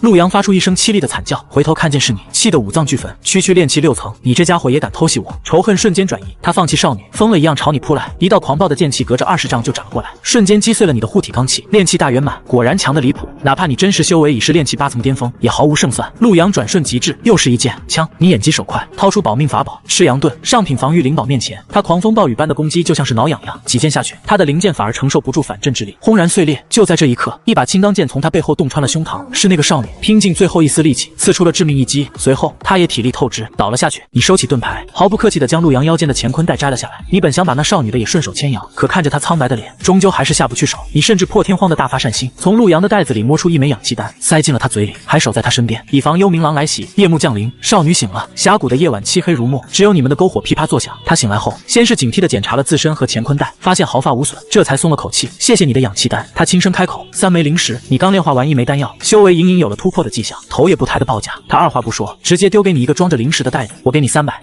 你毫不客气地收下。接着，你开始清点自己的晶核，你居然有这么多！少女惊愕地看着你面前那堆积如山的晶核，数量快300枚了。你立刻警惕地把晶核收了起来，被人惦记的感觉很不好。我用灵石跟你换，可以吗？他见你有了兴趣，立刻开价，1枚晶核，10枚灵石。你眼睛一亮，这价格血赚！但你马上想到宗门的奖励，当即冷下脸。这个价格，我手上这些就值3000灵石，可3000灵石连1枚劣等筑基丹的渣都买不到。你当我不明事理？等我拿了魁首，筑基丹可以给你。他的话让你越发觉得不对劲，1枚筑基丹再加3000灵石，够了吧？你冷冷地盯着他，你就这么想要这个第一的名头？他沉默片刻，终于吐露实情：试炼魁首可以进入太虚秘境修炼1年，这地方你听都没听过？太虚秘境的时间流速是外界的3倍，里面1年，外面才过去3年。年。他解释道：“我想凭此逃。”紧接着，他自报家门，道出了自己的秘密。他叫洛宁，主峰弟子，极品灵根，被二长老看中。可首席长老却想强迫他和自己的孙子结为道侣，他不从。首席长老就威胁要让他撑不过今年。你想逃，去太虚秘境。你皱眉，那里是宗门禁地，而且你的本命精华在宗门手里，跑得掉吗？我有一本秘法换元秘术，可以重塑契机，让命牌失效。他眼中带着一丝绝望。3000灵石是我全部家当了，你如果不愿意，我也没办法。你沉思片刻，忽然有了个主意，不如这样，你提议道，你帮我解决2个人，事成之后，金河可以给你。出口那2个炼气9层的无耻之徒必须除掉。可以，为了自由，洛宁一口答应。得到答复，你立刻又吞下一枚丹药，药力化开，你丹田内的灵力轰然暴涨，一股强悍的气息席卷而出。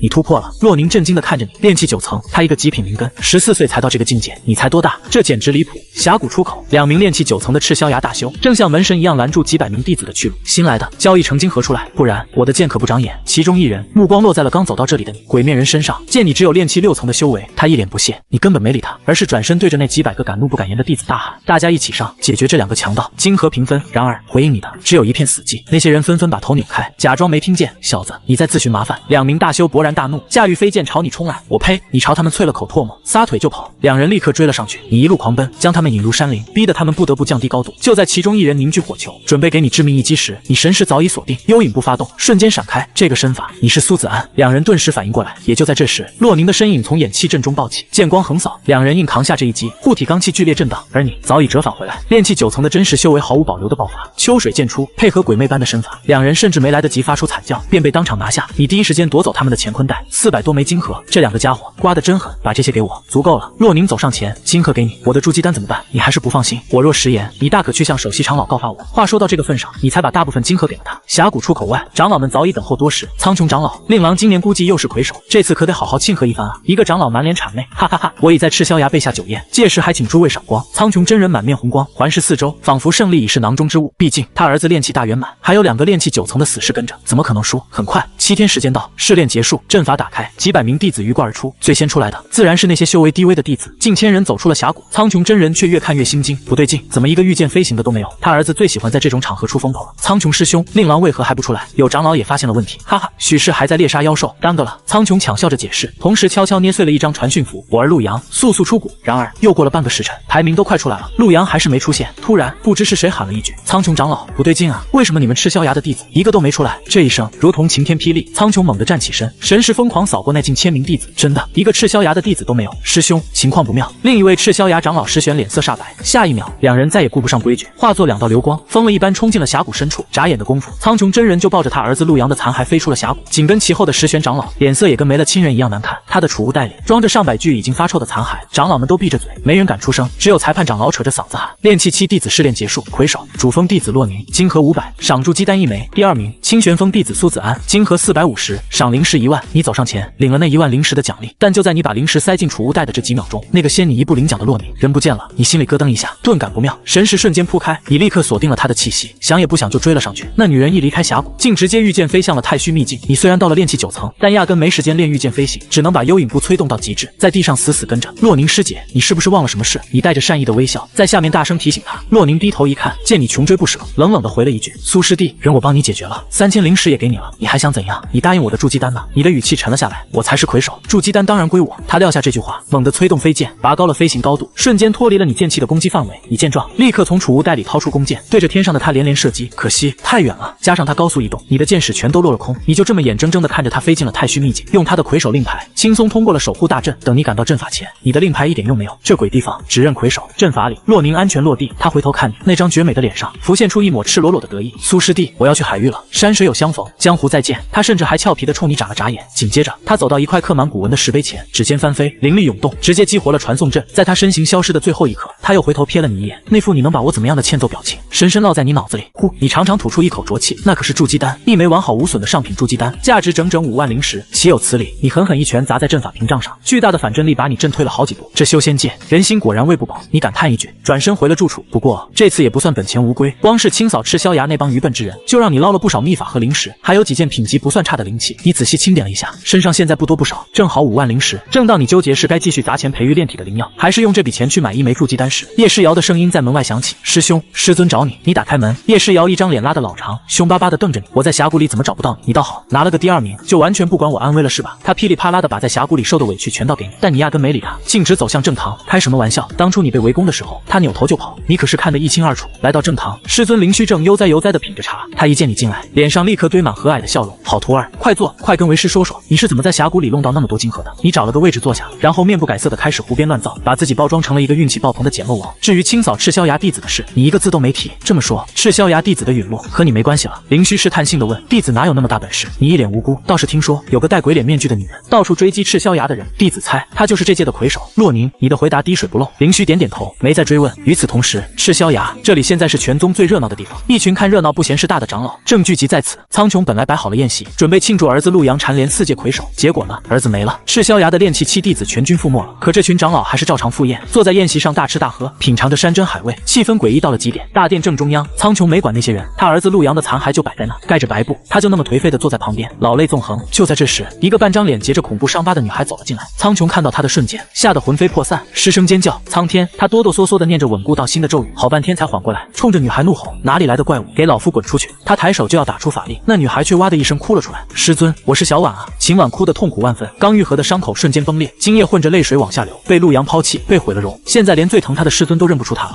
你是小婉？苍穹终于认了出来，是谁把你伤成这样的？秦婉这才抽抽搭搭的把峡谷里发生的一切一五一十的全说了出来。胡说，陆阳那么宠你，怎么可能丢下你不管？苍穹猛地站起身，背对着他，不敢再看那张可怖的脸。师尊，徒儿说的都是真的。秦婉哭得更凶了。够了，陆阳已经没了，这事到此为止，不要再提。苍穹冷着脸把秦婉赶了出去，然后继续守在儿子的残骸旁。我儿放心，为父一定让害你的人付出代价。他抹了把眼泪，语气狠厉的像是从地狱里爬出来的恶鬼。话音刚落，二长老石玄火急火燎的冲了进来。师兄，查到了，查到了。他手里捏着一枚玉简，噬魂老祖通过洗炼陆阳的魂魄，找到了他陨落前的记忆。苍穹一把抢过玉简，贴在额头，瞬间，陆阳陨落前的画面清晰的涌入他的视海。主峰弟子洛宁，还有一个鬼面人，他身上穿着清玄峰的弟子服饰，炼气6层。不对，他隐藏了修为，是他，一定是他。尽管记忆里你戴着面具，但苍穹立刻就联想到了你。试炼开始前，他可是亲口命令儿子去抢你身上的大机缘。现在看来，你的机缘大到能反击他整个赤霄崖的地步。可是师兄，光凭这个定不了他的罪。石玄提醒道，他戴着面具，刑罚堂不会认的，那就先治那个女人的罪。苍穹咬牙切齿，先办了那个试炼魁首洛宁。另一边，你回到了清玄峰，你闲来无事，打算去找赵浩然聊聊。可推开他的房门，里面空无一人，只有桌上留了一封信。清玄峰虽好，但我感觉待在这会懈怠，我回砸一堂劈柴去了，既能挣贡献点，又能锻炼体魄。有时间来看看我。赵浩然看完信，你无奈地摇了摇头。确实，你们之间的差距越来越大了。他好不容易修炼到炼气2层，你却已经炼气9层，这种令人窒息的差距感，对他来说是种折磨。处理完杂事，你开始专心修炼御剑飞行。时间一晃，冬去春来，你已经能熟练地驾驭飞剑。来到了木青的药园，你把价值5万灵石换来的3包珍贵种子交给他，又顺手帮他加固了一下药园的阵法。这些灵芝可是你下1年的指望，可不能出岔子。做完这些，你又飞到了昭告碑前，准备接点任务。这几个月，你的修为已经达到了炼气9层大圆满，离筑基只差临门一脚。只要再凑齐5万灵石，买到1枚筑基丹，你就能成为受人敬仰的筑基大修。你来得挺巧，刚好看到一个镇守任务，宗门以西的一座仙城要举行一场大型拍卖会，急需10名强者镇场子，最低要求炼气大圆满。你正好达标，顺手就接了。跟你同行的还有2名筑基大修和7个跟你一样的炼气大圆满修士。你们一行10人御剑抵达仙城，直接被安排在了拍卖会主场的边缘位置。任务就是当人肉背景板，维持秩序。听说这次万宝商会搞到了远古遗迹里的好东西，价值连城啊，可不是吗？不然能请咱们九霄道门的人来镇场子。台下的议论声中，一个身着红衣的艳丽女子扭着腰走上台。第一件拍品，中品灵气飞云剑，起拍价20枚灵石，30枚。场子很快热了起来，但真正的大佬们都稳坐泰山，显然在等压轴的好戏。直到第10件拍品上台，一个看客猛地站了起来，你们10个护卫的神识瞬间锁定了他，竟然是生机续骨丹。那人惊呼，可以肉白骨的3品疗伤丹药。这丹药一出，不光是台下的看客，连你也心头一热。3品丹药，生机续骨丹，起拍价1万灵石。这价格一出，大部分人都蔫了。最终，丹药被一个筑基散修以18000灵石拍走。第11件拍品，生机续骨丹，单方，起拍价6000枚灵石。你心中一惊，单方也能卖？这单方被施加了禁制，一旦打开，3息之内就会烧光，只有神识强大的修士才能在短时间内记下。最后，单方以8000灵石的价格被一个炼气8层的修士买走。终于来到了最后一件拍品，接下来是本场拍卖会的压轴宝物，上品灵芝，菩提古树。艳丽女子话音一落，全场皆惊。2个杂役抬上来一个盆栽，里面是一棵巴掌大的小树苗。此物没有起拍价，诸位随意出价，价高者得。女子话音落下，台下一片死寂，没人敢出价。这玩意太烫手了，就算你用1块灵石拍下来，出了这个门，下一秒就会被人大卸8块。见没人敢拍，女子只好继续加码。此物若是是流拍，本商会将当众销毁。最后是息，不限价格。10、9、3、2，全场依旧寂静无声。请灵火焚种。艳丽女子高喊一声，眼里满是不甘。一名杂役正要掐诀点燃灵石，将这株神物烧成灰烬时，一个嘶哑的声音响彻全场：1万枚灵石，我要了！出价的是个身穿素衣的枯瘦老者，修为才炼气7层。他佝偻着腰，声嘶力竭。艳丽女子挤出一抹笑容，恭喜这位贵人拍得菩提古树。等等，老者又开口了，老夫有一个条件，贵人请讲。这10位九霄道门的弟子，老夫要请1位护送我一程，事成之后，老夫愿出2万灵石作为答谢。这算盘打得精啊！但你们10个人，你看看我，我看看你，谁都不傻。这时候护送他，跟自寻麻烦有什么区别？见没人站出来，老者摆摆手，转身就要走。罢了，看来老夫与此物无缘。等等，我愿意护送你。你站了出来，师弟，你长点心吧，这种任务你也敢接？旁边一个筑基修士嘲讽道：“嘿，富贵险中求嘛，你心里清楚。正常做任务，一天下来撑死1000灵石，现在正是缺钱的时候，不拼一把，筑基遥遥无期。”枯瘦老者看了你一眼，见你目光清澈，不像坏人，便点了点头。交易完成，老者抱着菩提古树，紧紧跟在你身后，两人快步离开了拍卖会。你们前脚刚走，后脚就有无数道气息锁定了你们。你二话不说，直接御剑起飞，带着老者全速狂飙。咻！一柄飞剑擦着你的脖颈飞过，险些将你割喉。好在你的神识够强，提前预判，惊险躲过。小家伙有点意思。一名筑基修士狞笑着追了上来，你一头扎进了下方的丛林，在林中高速穿行，极度考验神识和反应力。果不其然，那筑基修士的速度立刻慢了下来。但天上一群穿着统一制服的炼气9层修士，正用一个罗盘法宝死死锁定着你。就在这时，身后的枯瘦老者咬破手指，掏出一张符箓，现场画符，赫赫扬扬，妖魔退场。符箓飞出，在空中化作一团烈火，轰然炸开，瞬间逼退了天上的追兵。紧接着，他又掏出一张符，抽空了全身灵力，画出一道护体金符。砰！那筑基修士一头撞在金色屏障上，被弹飞了出去。等你回过神来，他已经被你甩得没影了。最后，老者又画了一张符，将你和他的气息完全掩盖。你们一路飞窜，终于抵达了一处隐秘的山谷。小友，进来坐坐。山洞里，老者给你沏了壶茶，然后递给你一个储物袋，这是答应你的2万枚灵石。随后，他又拿出一纸文书，这是契约法宝，若你能在上面写下绝不泄露此地隐秘的承诺，老夫再送你一桩机缘。你毫不犹豫地写下承诺，又按他的要求加上一句日后除非老夫相邀，不得再踏入此地半步，并滴上了一滴本命精华。老者说，一旦违背，轻则修为尽丧，重则陨落消散。老人家，你说的机缘是什么？你问。老者这才带你走出洞府，来到一片药园前，跟着我的脚步，走错一步，性命不保。他指着几株年份极高的灵芝问你，可识得此物？你摇了摇头，此乃4叶灵心草、金参果、玉髓叶，3者皆已过100年，混合服用，功效远胜筑基丹。小友若喜欢，尽管拿去。老者语气豪爽，眼神里却满是不舍。这给我，你震惊了？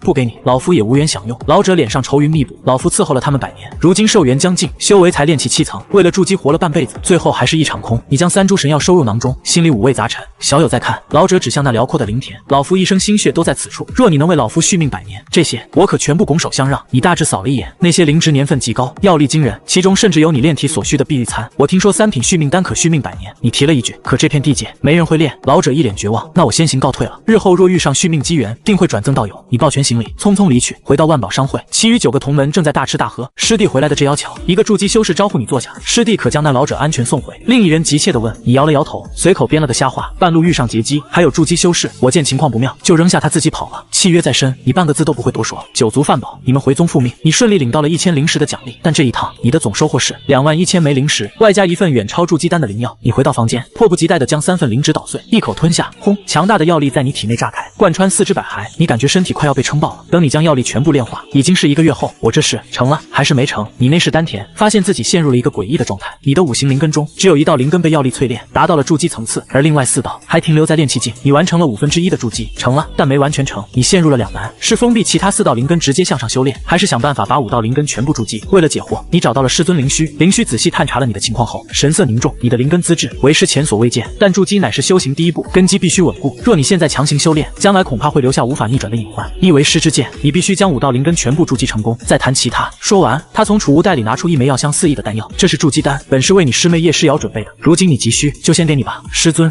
你有些犹豫，这等于抢了叶诗瑶的机缘。拿着，灵虚把丹药强行塞到你手里，别婆婆妈妈的了，你现在还差3份筑基资源才能彻底成功，推脱什么？